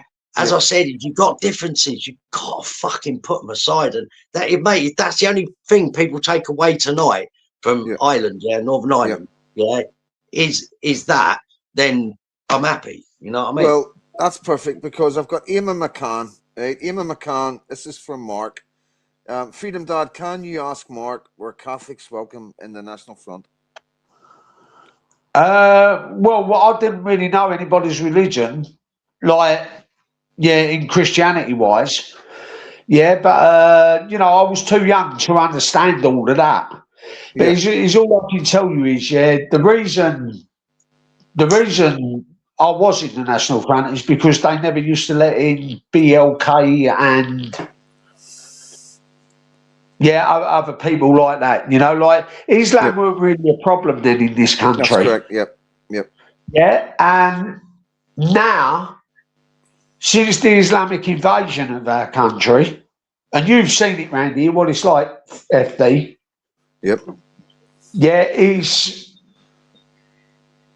if we don't stop it, I really fear for the children of this country, the women of this country. Mark, you don't have to explain yourself, because I'll just put people right now as far as the National Front, BNP, and whatever else. You know what I mean? I'll not have anybody come on my platform and accuse any of my followers or anybody on my show as being racist, because it seems to be two-tier. It seems to be that you can't be involved with an organization that supports nationalism, of your country, but yet it's okay to be involved with the Black Lives Matter movement. We see other organizations where there's only blacks. There is no whites involved at all. They're not allowed whites in. There's lots of situations where there's only Muslim organizations. So, at the end of the day, I'm not going to tolerate none of that. We went through a system and a history of Enoch Powell and others who tried to warn us what was coming, and yet they were like Tony Martin and others, Nick Griffin. They were classed as far right, racist, and it's time to knock all these labels in the head. There's no such thing as racism. There's no man. Let me answer that person. Go ahead, man. Go ahead. I'll answer him. Yeah, I was never really a racist. Yeah, and I'm still not today. Yep. But that's just a word to me. Yeah, and I'd rather be called a racist, a far right thug, a far right this, than a traitor. Yes, I'm on a live. Sorry, mate. All right, bye. Yeah, than a traitor to my country. Yeah, and to my culture, and to my people, and most of all to my family. Yep. So I just wanted to clear that up, because the BNP, the National Front, Enoch Powell, it's all the same nonsense, and I'm sort of sick of it. I didn't really understand it myself, to be honest, Wally. It wasn't until I got Tony Martin, who's the leader of the National Front, because we were getting called far right, and I wanted to know who the far right was, and the conception was that the National Front and Tony Martin is the far right. So I wanted to get Tony Martin on and get it from his perspective of, was he far right? And I learned a lot from the man, and I'm not saying I agree totally with him, but I understand, and I'm not going to persecute him. I'm not going to call him a racist just because he wants to look after his own community, his own nationality, just like every other country does around the world. They look after number one. We seem to be the only country in the world that doesn't look after number one. I'm just going to get on to some more questions.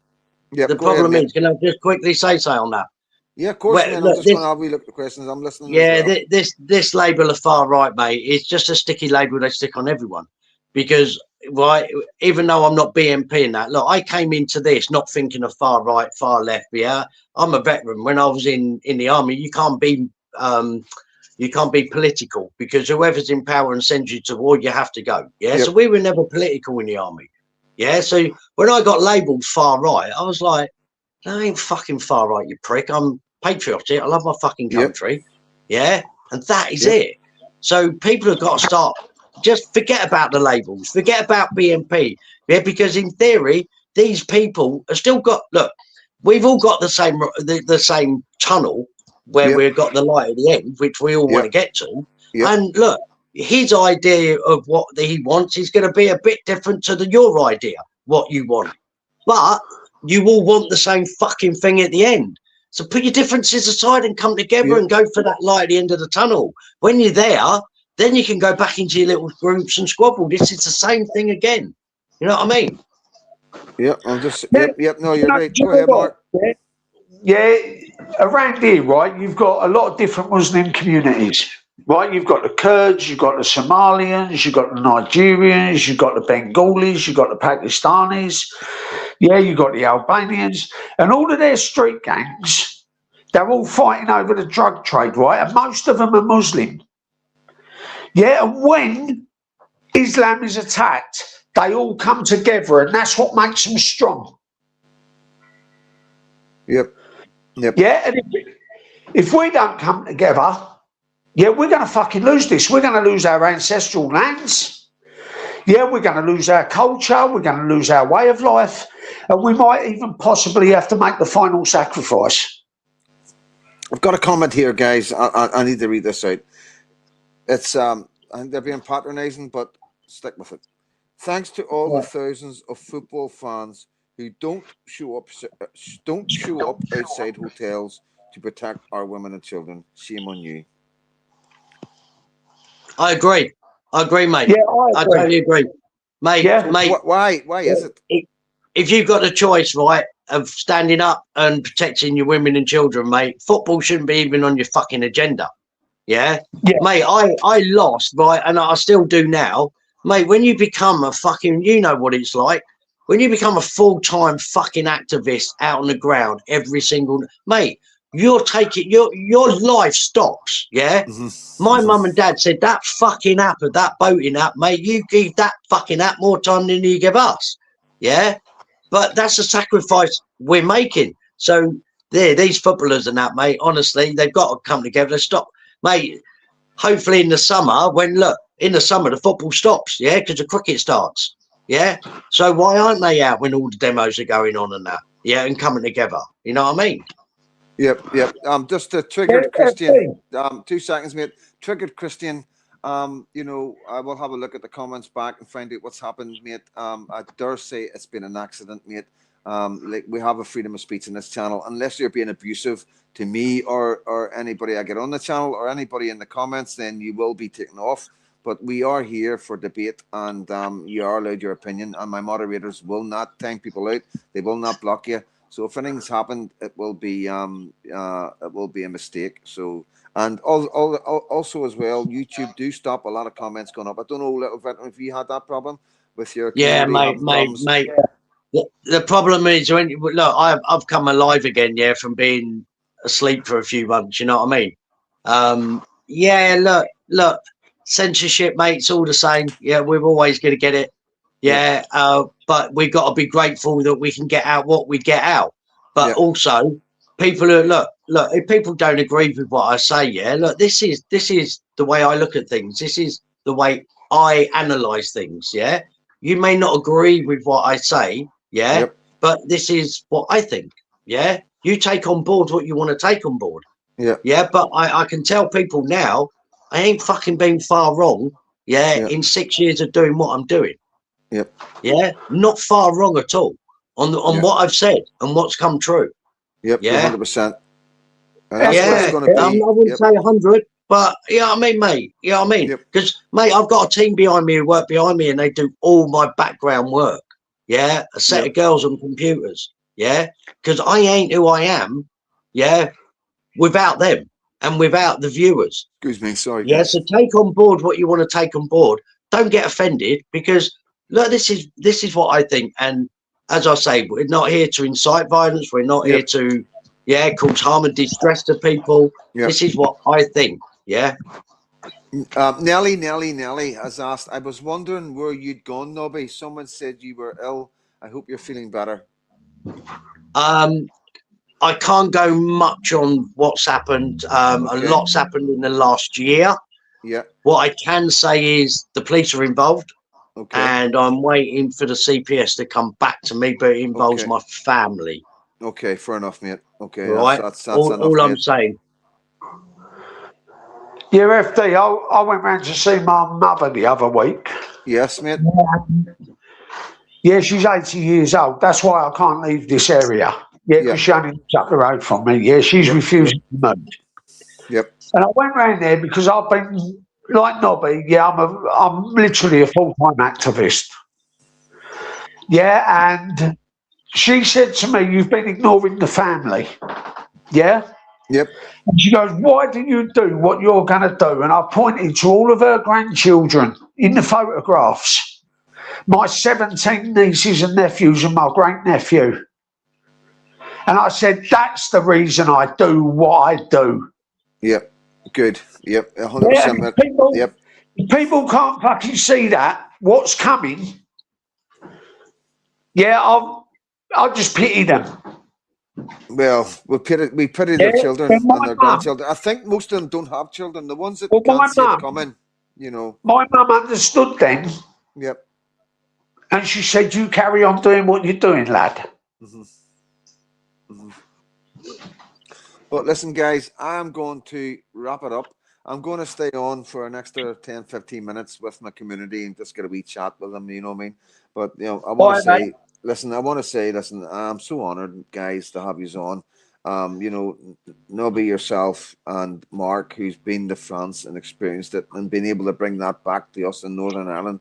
An ex-veteran, a patriot who's worked so hard. I'm so honoured to have you on here for the first time to ever do a StreamYard on the Freedom Dad channel. I have been promising my guys, I've told them we were going in the fourth gear and things are going to be changing, so this is it. There's a couple of other changes coming as well, but I want to reassure my community there will never ever cost them any money to follow Freedom Dad. There will never be any subscriptions that cost them money. It is free to subscribe. You subscribe, you get a notification every time a video comes out. Buy me a coffees is so you get a notification every time I do a live if I'm in Belfast and stuff like that. But I want to say thank you guys so much for coming on here and being open and honest and giving a bit of awareness to the people in Northern Ireland and emphasising that what I'm doing, I'm on the right track, even with the hate I get with the Protestant and Catholics bringing them together, and the flag I get for trying my best for my daughter, for the future of our lands and the future of our grandchildren. I want to say thank you for emphasising that is I am true to my word. I am being honest. I'm not here just, I don't know what people think I'm doing it for, but I can't, in my head, I can't understand why anybody would doubt me. Why would somebody put themselves in so much danger in a place like Belfast, Northern Ireland, where there's so much division, trying to bring Protestants and Catholics together? So I always believe that people with intelligence can understand, well, if Freedom Dad's doing this, there must be something. We must have a look at this, and that's what I say to the politicians, mate. If you don't start paying attention now, then we know you're part of the problem, And I don't know what direction that goes. I'd like to think we will replace him. I'd like to think that maybe we'll have a different political party that will represent both communities. The ones that are available right now aren't on the same track. The ones like there's one there, People Before Profit, totally on the wrong track. Immigrants welcome, refugees welcome, and all that carry on. And that's People for Profit. And then you got the Northern Ireland People's Party, and all they seem to do is attack people like me and try and get a name from attacking me. But I'm going to expose them all just shortly. But this is what my job is, to show people who these people really are. These are the people who are trying to masquerade as the answer for Northern Ireland. You know what I mean? They're not the answer. They will destroy Northern Ireland just like Sinn Féin. Even though they're against Sinn Féin, they're just wanting to replace Sinn Féin. And the outcome from the People's Party will be exactly the same. The Northern Ireland people will be exactly the same as the outcome of Sinn Féin. You know what I mean? And that's what we see. That's what I see. Because anybody attacks me, guys, is like, this is what I've said from the start. I've always told anybody that will listen to me, if anybody comes out and attacks Freedom Dad, pay close attention to them. You know, pay close attention, because I know who I am. I know I'm real. I know I'm here. I'm a genuine. I'm genuine. I don't make any money. You know, I don't do this for fame or ego. You know, I do this because I'm a loyalist. That's what it is. I'm a loyalist. I'm a unionist. I've been brought up like that, and it'll never leave me till my dying day. It'll never leave me. The only thing that's changed is, as a loyalist, I know we need the Catholics to come along with us. We can't do it separated, and that's who I am. I am loyal to my country. I will die for my country, and I will spend every day of the rest of my life in prison for my country, and that's why I do what I do. Not for money, not for gains, not for fame, or not for ego. And anybody that comes up against me, pay close attention to them. That's what I say. You know, so anyone who comes up against you is probably paid opposition. Well, you know, I'm not going to name anybody just yet, but we are. Yeah, we are gathering information. Even if they appear to be on your side, FD, they will be paid opposition. Yeah, I've had people on my side of the community come up against me as well, and I have, you know, a lot of people around them don't see it, but they will as we go forward. You know what I mean? Like I say, we're quite intelligent. You know, we've got quite a lot of resources in our community, and we're using them. We're utilizing them, and we are coming back at these people, you know, with a bang.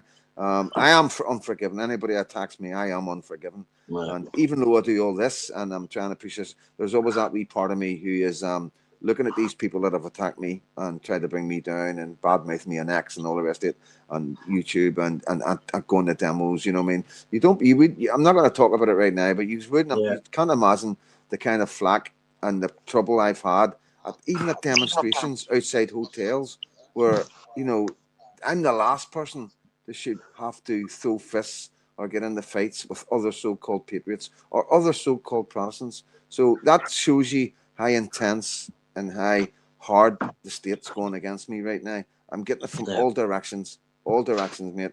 And like I say, nothing's going to stop me. There's not a man in this country. Mate, don't stop. Don't stop. Honestly, you're doing a brilliant job. Tonight's been amazing. Cheers for having us on. Yeah, 100%.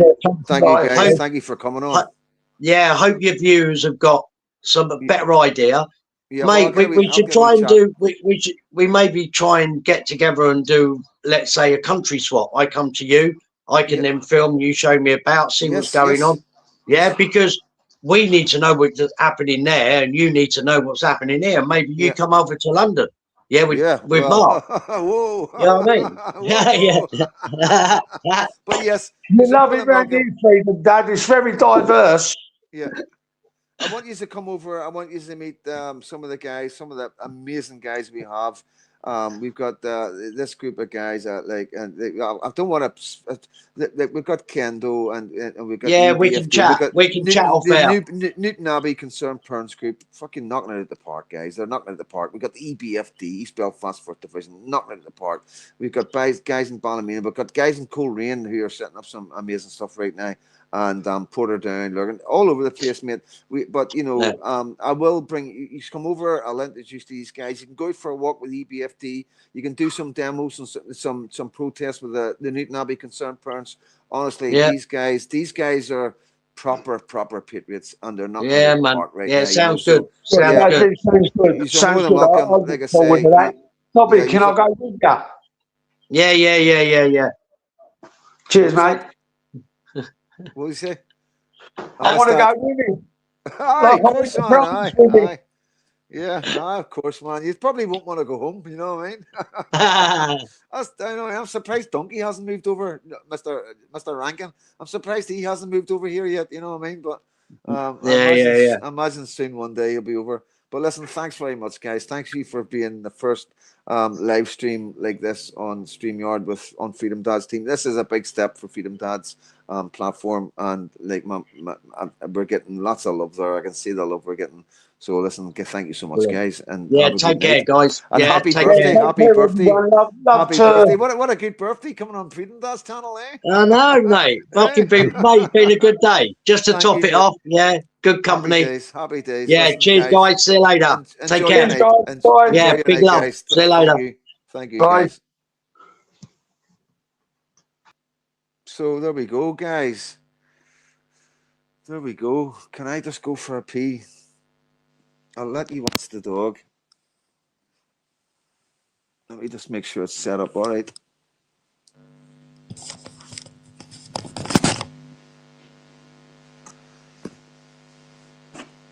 There she is. Oh, stay.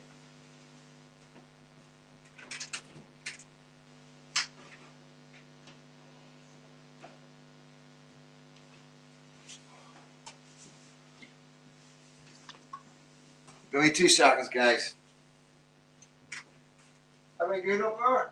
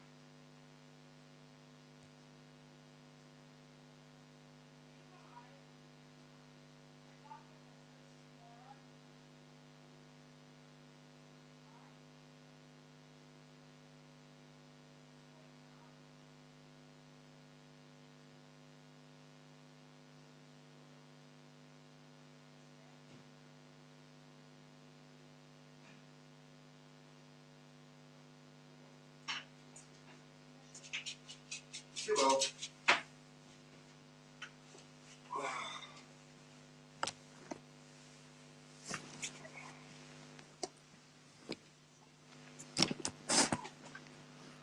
Right, guys. That's about that. Something like that.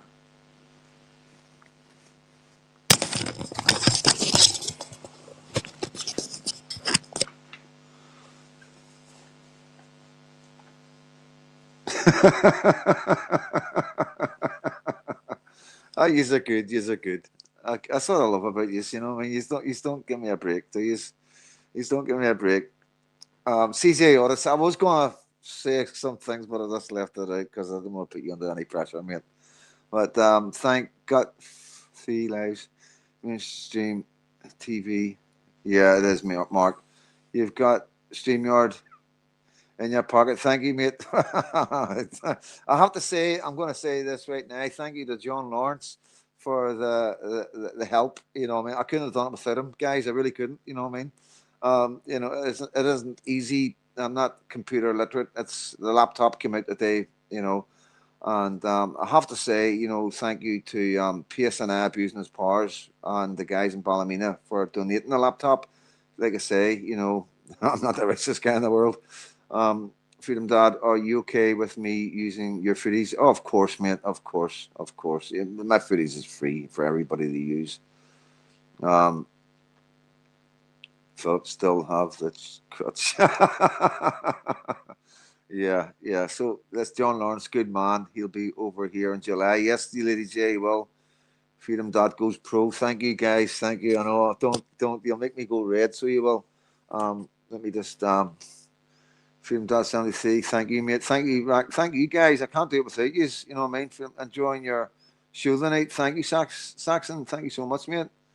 Go away, will you? 3 buttons to say hello and you're in. That's James. 3 buttons. Good one, James. Good one, mate. Good one. Aye, okay. John is a great bloke. He is an amazing bloke. I'm hoping to get over to the PTS camp and meet up with all the boys. You know, yeah, it was good tonight. Thanks, because I don't know. You know, like I say, I don't know. You know what I mean? I don't know if it's good, bad. I don't know. Window man, those Englishmen are hoping Ireland and Northern Ireland will save the day. Let's not let them down. Yeah, 100%. James, we had a million trolls tonight, did we? Did we have a million trolls? Yeah, this is a problem with Facebook. But yeah, guys, you know we're going to have the trolls. We'll the night wasn't the night for the trolls. We will accommodate the trolls. You know what I mean? I just want to shout out to in the doghouse. I will be at church in the morning. Yes, mate. Don't be worrying about that. To be clear, if bringing down largest child abuse ring in history will collapse the world as we know it, then the world as we know it needs to collapse. Well said. That's Vesta Bailey. Loving the community. Yeah, the communities. We've got an amazing community. Lisa Young, you're doing great. Thank you so much, Lisa. Thank you so much. It's good to see you. Trolls are rejects from. Yeah, they are. We don't worry about trolls. We're big enough and strong enough to deal with all that nonsense. They're 3 days off. They have. Oh, am I going to roll? Silly Sally was no super patcher. Oh, guys, you know what I mean? I missed all the trolls. John was busy tonight. Good man, John. Good man. In the doghouse, yes, mate. Yeah, the phone call was from in the doghouse, guys. You know what I mean? Keep the trolls. Yeah. Super Scratcher. Was Super Patcher in? No. I miss Super Patcher, so I do. Like, I do miss Super Patcher. Let me just send a wee message. Sparky boy needs fed. Feed him, Dad. I bought you a coffee. Thank you so much, mate. You know, if he's you don't need to keep buying me coffees, guys. You know, a coffee gets you an email. You know what I mean? We haven't got much money. None of us have got much money. We're all working class. And you know, I know how. So no problem, mate. I did send you did get a WhatsApp message, but I know you're busy, mate. I know you're a family man with 2 amazing, beautiful daughters, and you're going to be a granddad very soon. So yeah, a bit of love for in the doghouse. He's going to be a granddad, and yeah, big love to the guy. He's one of my most loyal. He's my best friend, one of my best friends, you know, and I don't categorize him. I put him in league tables, but he's up there, you know. Patriotic Media, thank you so much for being in. The chat keeps me sane. Yep, I absolutely love to Joe and Dion. Yes, 100%. Joe and Dion, who have created the PTS camp in Bath. So much respect for these guys. Trump will put a cat amongst the pigeons in Paddy's Day. I hope so. Like, that was a great live. Thank you, Seco. Thank you so much, mate. It's good to know that I'm doing the right thing and everything's going the way it's meant to be. Yeah. I'm going to have another wee beer, guys. I should have grabbed it when I was in there. I didn't realise I only had that much left. These lives, these isles are worth fighting for. We have forgotten how lucky we are. Yeah, like I say, guys, I call it the Emerald Isles. You know, we've got the most beautiful country in the world. You know, looking at Southern Ireland and Northern Ireland, you know, we have the most beautiful country. You're doing good. Thank you so much, Lisa. Thank you so much. You know, we've known each other for a very long time, Lisa. You know, you've actually lived in Belfast. So you've got first-hand experience of the madness over here. How are you, Mark, and yourself? Like, I am good, Bill. Thank you so much for asking. I am absolutely amazing. I have got so much support and love from people around me, and I just can't explain these. Like, thank you. Shall we have a special fried rice? What? Anywhere? What time is it like? All right, what? Gravy separate. Thank you. Eamon, real McCoy, not Pike, were harmed in the making. CJ. That was brilliant. Thank you, Kirsty. Mine, Mr. X. Court starts on the 19th of February, everyone. Welcome. Show some love to. Yes, we're going to be there. I've got a countdown on Facebook, so I'm putting a video up every day of Mr. X, and I'm putting a countdown of to try and gather support. not just to gather support, just to show how much I support him and how much I love the boy, you know what I mean, and to emphasize what he's went through. And I understand he's not everybody's cup of tea, but you know that's just the world we live in, you know what I mean, right? I'm off to the shop before it closes. Good night, everyone. Good night, mate. Good night, James Cahill. Thank you so much, mate, for being such a loyal friend, another really loyal friend. Southern Ireland man who I love like a brother. There's no two ways about it, guys, you know, and it is what it is, you know what I mean?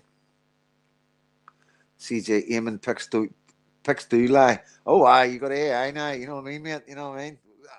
But I don't know what you're talking about. I just hope there's no pics of me. Thank you, Sam Knight. Thank you so much, mate. Everybody saying good night. How many men nicked flowers from the graveyard to give? Oh, don't. Surely no. Surely no. I would bring you nothing but bad luck. I would bring you nothing but bad luck, guys. CJ Otis, picks don't lie. What are we talking about with these picks? Has he put something up about me or anything like that, guys? You know, I've got to be very wary. I'm worried. I'm worried about. I'm worried. I'm not going to say. I'm not going to say. CJ, them picks are coming soon. Yeah, you wouldn't do that to me, mate. You know what I mean? There's nothing you got on me. Like, there's no way you've got anything on me. Cheers, James. Back at you, bro. But yeah, thanks so much, guys. We're just going to chill. I'm on a wee cup of beer tonight. There in the pint, LOL. Yeah, she looks good. Let me see. I've got it on the big screen. I don't have it on here for some reason, so I'll need to wait for it to come up. Yeah, there you go, guys. Guinness from Belfast. Mark, it's a fishing thing. All right, okay, Eamon. Okay. Pics don't lie unless it's AI. Yeah, that's a good one, mate. That's a good one. From Eamon McCann. Big up CJ from John McCrook. Ragnar, cheers, freedom, dad. Thank you, mate. Annette, spitting used to be attempted murder. CJ, what's his face? Come on, man. Look, just call it truth. Let's call it truth. Let's call it truth. You know what I mean? You know what I mean? Because I have got, you know me. I'm a citizen journalist, mate. You know what I mean? You don't want to go down that road with freedom, dad, guys. You know what I mean? You need to stream your freedom, dad, so we can ring in. Yes, mate. There's going to be. I am going to bring you on here, and have especially the moderators are definitely going to go on. Going to get CJ involved with this as well, so the two of us can go on StreamYard together and get a wee laugh. He can drink his cider and I'll drink my Guinness, and you know what I mean. We'll get a wee dance with his decks or whatever. But yeah, I'm going to be bringing you on some of the guys because I've got to be careful who I bring on the channel because it's very easy for the channel to be shut down by the wrong person coming in. So yeah, it's but you will have an opportunity to get on the Freedom Dad channel. The guys that have been here the longest are going to get the opportunity. Obviously, moderators are going to get the opportunity. Freedom Dad, remember my dad. I know I don't want to say no. That's what I was going to say. CJ, the Dutch come. Okay, just leave that where it is, mate. Okay. We can spin the decks. You can dance along. I'm a good dancer, guys. You know what I mean? I can boogie. Oh, now I'm going to start singing. It says StreamYard top right. Yes, mate. StreamYard. Aye, Paul Morse. Yes, definitely. Paul Morse. 100%, guys. Philip Thorne. 100%. You can send him a wee comment. Let him know. Because I have given him an email and I haven't got any emails back from him. So I don't know if he's just not email savvy or what. Just don't let anyone on. That's asking for trouble. Freedom Dad. Yes, number 55. I was dancing New Year Eve thanks to CJ. Yeah, he's some boy like.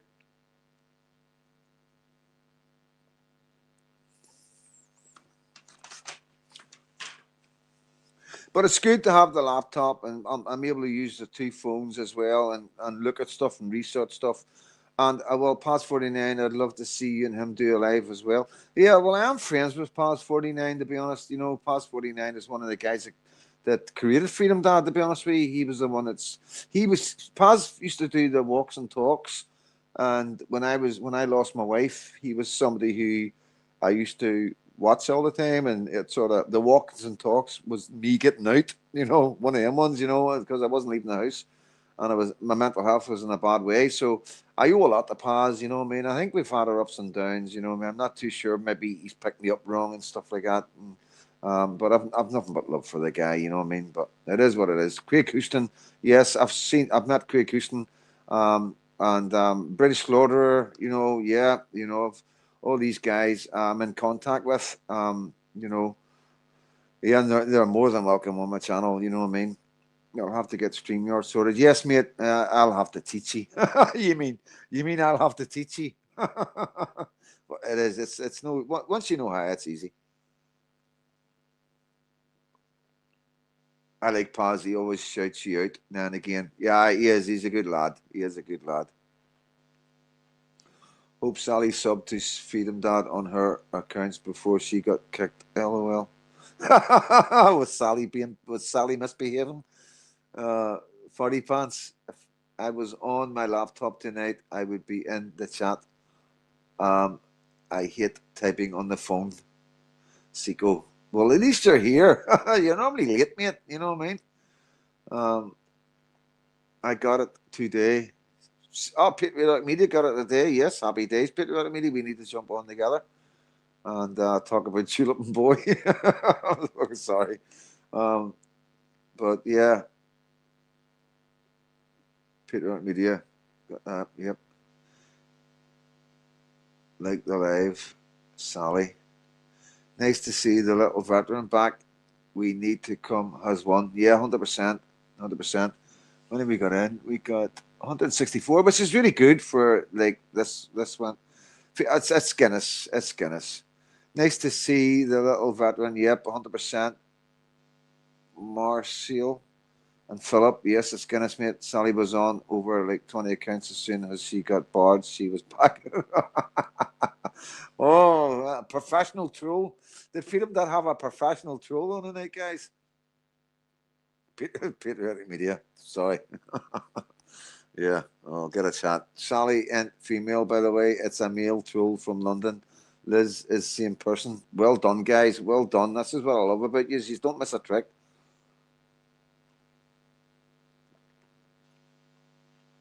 Need to talk more about Islam. Like the Islamic dilemma. I do enjoy seeing you smile. Warms my heart.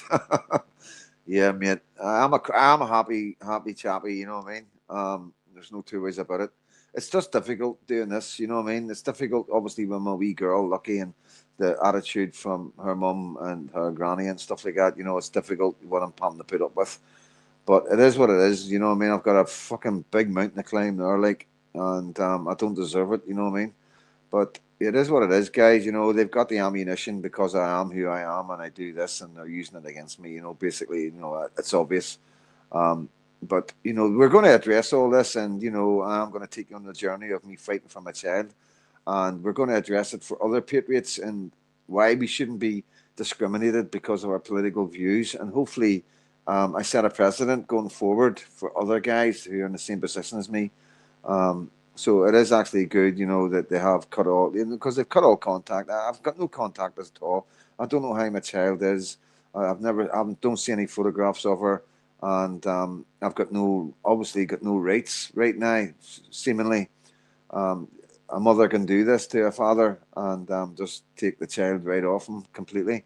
And that's the world we live in right now, guys. And it's difficult for patriots who do this because we're seen as far right and racist. And the people who you rely on are social workers. And obviously, we know we don't get any love from the left, you know.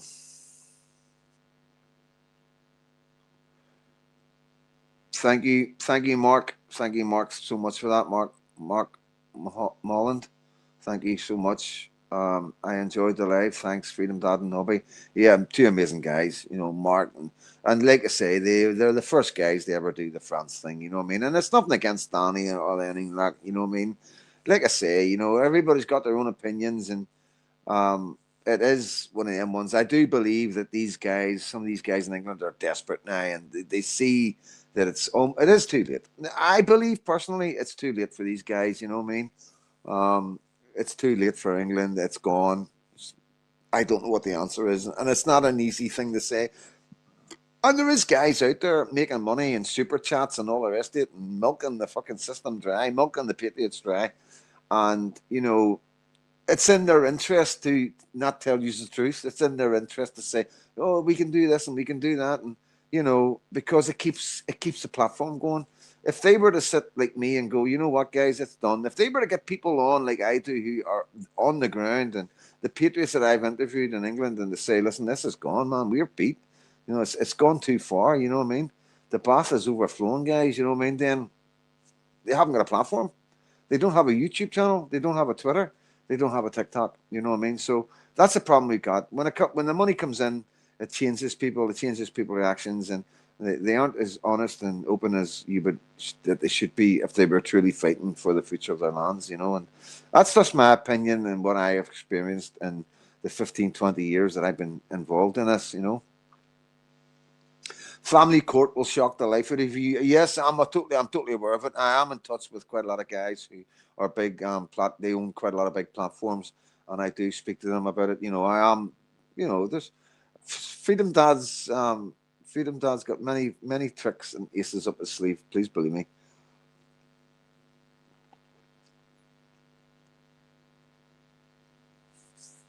But yeah, it's not going to shock me, Bob, 100%.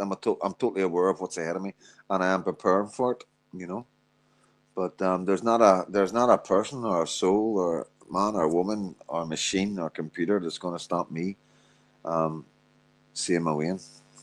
Phone a cab, sack me 1,000 miles on my mobility car. Got it?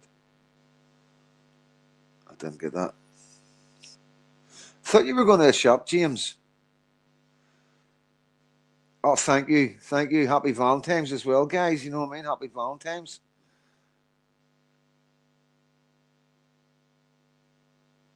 We are not done in the UK. The lands was sleeping, but not dead. Okay, Nelly, I hope you're right. I hope you're right, brother. You know what I mean? I do hope you're right.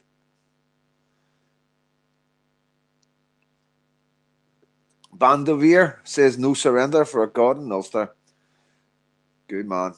You know, I am. We are who we are. You know, I'm never shy away from it. You know, and this is what I always say. You know, we need.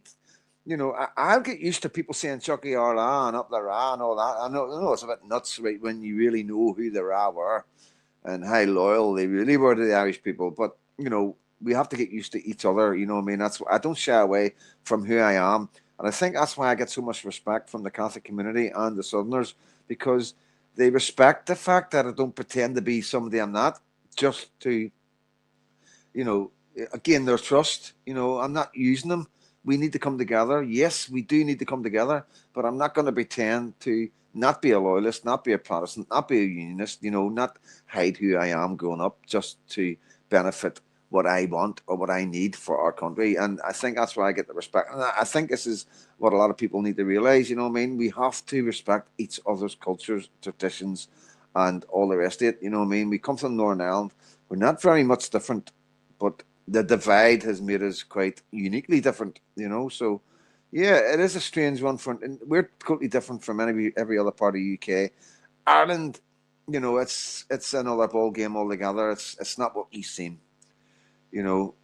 Real news, real freedom, Dad. Yes, Mister Blunt. It's not what you seem. We've been hoodwinked. The Southerners are not bad people. They don't all want a united Ireland. They just want an Ireland. They just want their own Ireland back. You know what I mean? And it's not even from the British. We are not the problems. You know what I mean?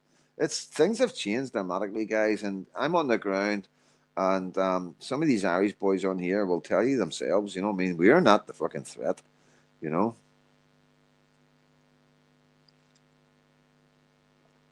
But what we got?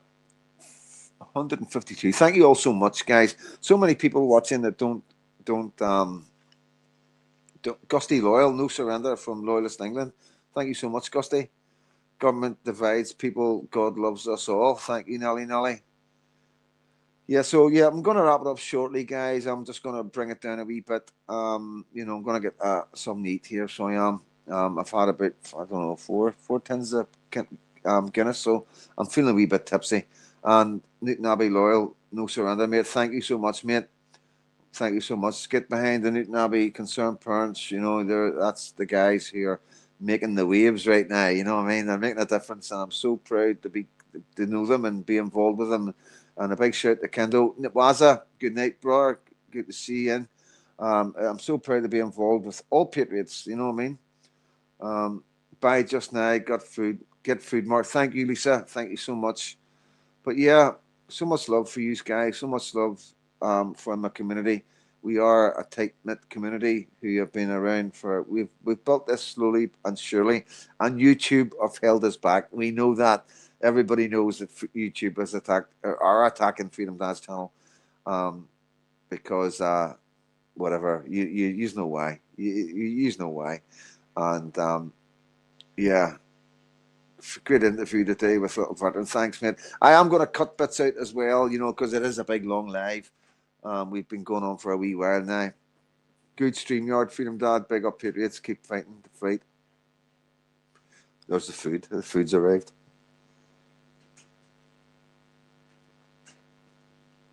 Ulster has been British longer than I've been Irish. I love my British neighbours and those and with whom I share this island. Thank you, mate. Thank you for that. All the best, Freedom Dad. Yeah, so listen, guys, I'm going to say good night. That's the food just arrived. And I've had an amazing night. I'm glad to be on StreamYard. I've took that step. I have been a wee bit, what's the word? What's the word? Unsure. Not confident, you know what I mean? I didn't believe in myself, you know what I mean? Big up everybody from CJ. Thank you so much, CJ. Another amazing, yeah, I'm just wrapping it up. Yep, I'm just wrapping it up. Another amazing citizen journalist and auditor from Northern Ireland. And yeah, so we've took that step. We're on StreamYard, and I'm not going to overdo it. You know, I'm going to keep it the way I normally do things and keep it the way what works. Why fix it if it isn't broke? But you know, I will give you a chance to come on, to join, like, be a proper part of the Freedom Dad team, and have your say and have a laugh and a chat. And yeah, I just want to say thank you all so much. These are amazing guys and women, you know, you really are. I want to say thank you to, as always, to everybody in my community, everybody that looks after me and puts me up. I'm not going to name anybody because I'm not going to put them in any danger. But everybody who looks after me, feeds me, does my washing, gives me lifts, and cares about me. I can't tell you like what it means to me. I really am overwhelmed with kindness from my community, from both communities. To be honest with you, obviously I can't just jump in the Ardoyne or the Divis or Andy Town or Twinbrook, you know what I mean, and get the head down. But you know, maybe one day Freedom Dad might be welcomed into these areas. You know, who knows? But at the minute, I've got to stay in loyalist areas where I know I'm going to be protected. And I just want to say thank you to everybody. Thank you to Shankill, South Belfast, Sandy Rona Village, you know, where I was born and bred. Thank you to them guys. You know, they've been in the front line of this immigration and replacement, so they have in Belfast. I want to say thank you to everybody in Bangor. And I want to say, obviously, thank you to the guys in the outer reaches of Newton Abbey. Amazing support from Newton Abbey, Portadown, Ballymena, and Lurgan, and Londonderry. You know, I just can't explain to you. I can't tell you, but you know the amount of love that I get, and like I say, I don't need money from you guys because these guys around me look after me. You know, I mean, in the doghouse, you know, I can't tell you like what he does for me. You know what I mean, and the lifts I get, you know, and being fed, and like I say, my clothes being washed, and being cared for, and being people really caring about me. You know what I mean? So I am okay, guys. I'm in a really good place, and I've got so much love. Like I say, free taxis and all that, and people stopping and getting out of cars and shaking my hand and wanting selfies, and it's just amazing. It is amazing. I'm a very, very fortunate man who has never seen this coming. Took a risk by doing what I'm doing, with the MI5 stuff and everything. Took a big, big risk, and yeah, still under a wee bit of risk. You know what I mean? But at the end of the day, you know, I expect most people to come and talk to me. before they pull the trigger. You know, at least give me 10 minutes. You know what I mean? Like I say, a lot of people don't get it. They don't understand the Protestant Catholic thing. They think I'm an anti-unionist. They think I'm trying to create division amongst unionists and loyalists. But I don't know what to say about that, guys. You know, like I say, if you've got a problem in my community, as always, come and speak to me. Most guys do come and speak to me. But please believe me, I am a Protestant, I am a unionist, and I am a loyalist, and I'm never going to change. That's who I am. But I can also be that and love Catholics and love the Southern Ireland, you know, and I will keep pushing for the tricolour that we get getting taken down of the bonfires. I will keep pushing for unity between Protestants and Catholics, and hopefully one day we can respect each other's cultures and traditions going forward, and live in harmony, you know, with respect. You know what I mean?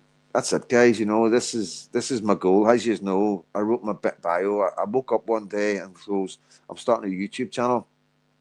Instantly, I thought of Freedom Dad, and instantly I wrote my bio, and that's never changed. Like the minute I felt my baby kick, push in my baby's mama belly as we lay in bed together, and I felt her elbow, leg, I don't know, I felt the push against me. I knew my baby was here. It wasn't born, but she was here, and that was the day I started my channel.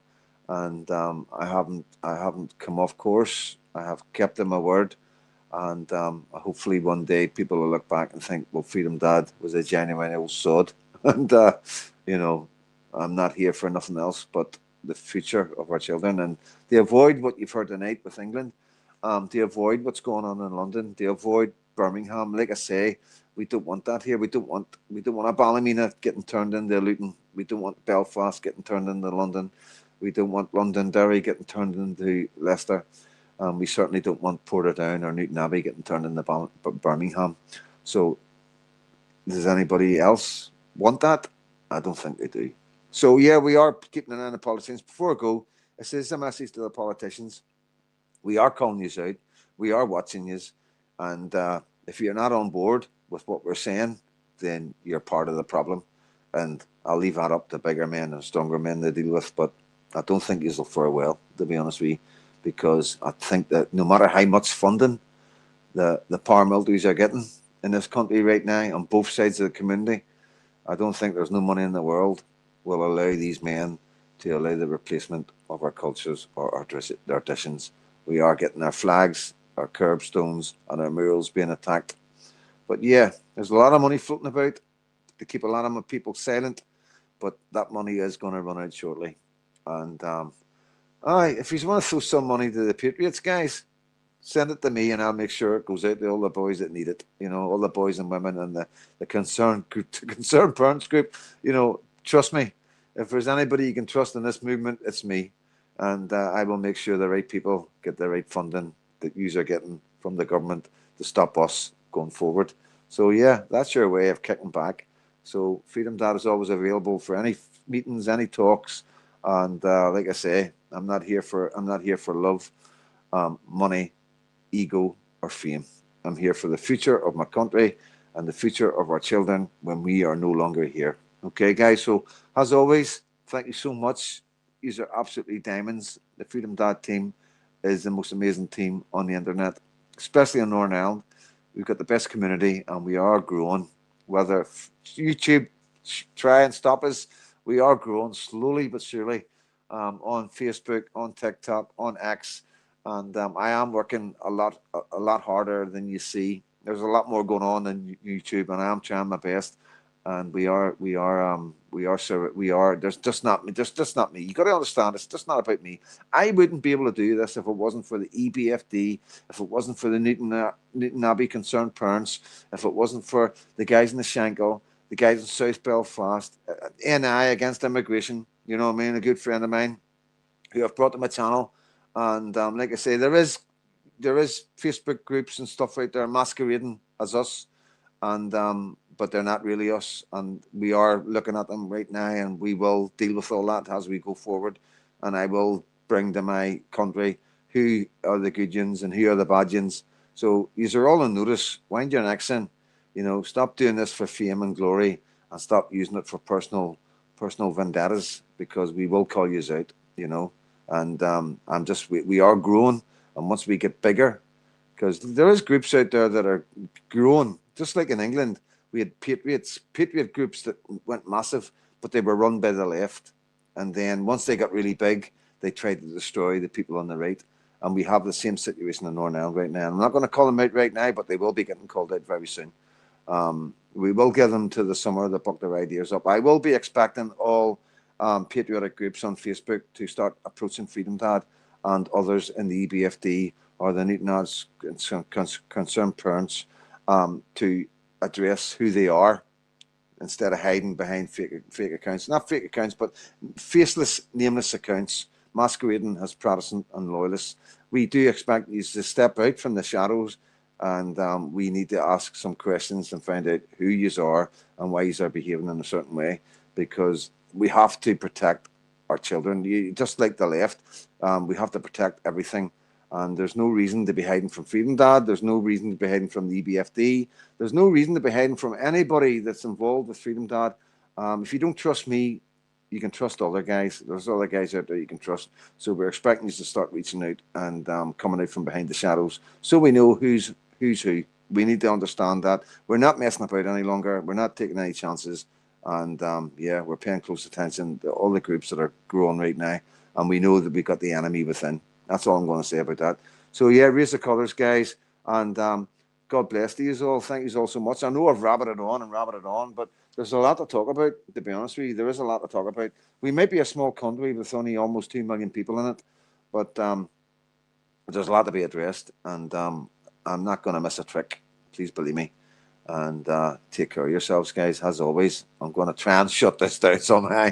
You know, I'm looking at a laptop right now, and to be honest with you, it's just like there's so much going on. You know what I mean? But I think I can end stream. Okay, simple enough. Listen, guys, let's get this set up. Listen, thank you all so much. I hope you enjoyed the live. I will cut it down a bit shorter and get it back out again. And you know, Freedom Dad, I've got access to the dark web. Lots of interest there. Yeah, we've actually got. If these guys don't come out and hang, we have got resources to find out who certain people are.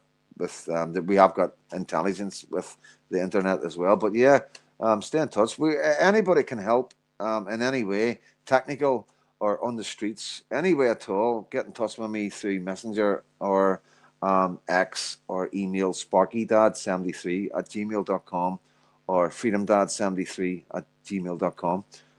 You know, so yeah, we're open to any suggestions, any help, but we are clever prods. So to the left and to the security services, you're not going to get by us. You know, we've been doing this for too long. So yeah, thank you so much, guys. And are we country or strong people, FD? Thank you, Ragnar. You're a good talker, Mark. I know. I need to shut up. You mean, you know? And yeah, I know. I'm going to shut up. But listen, I'm going to say good night. And as always, from Freedom Dad, the Freedom Dad team, and my wee mate, who's out cold.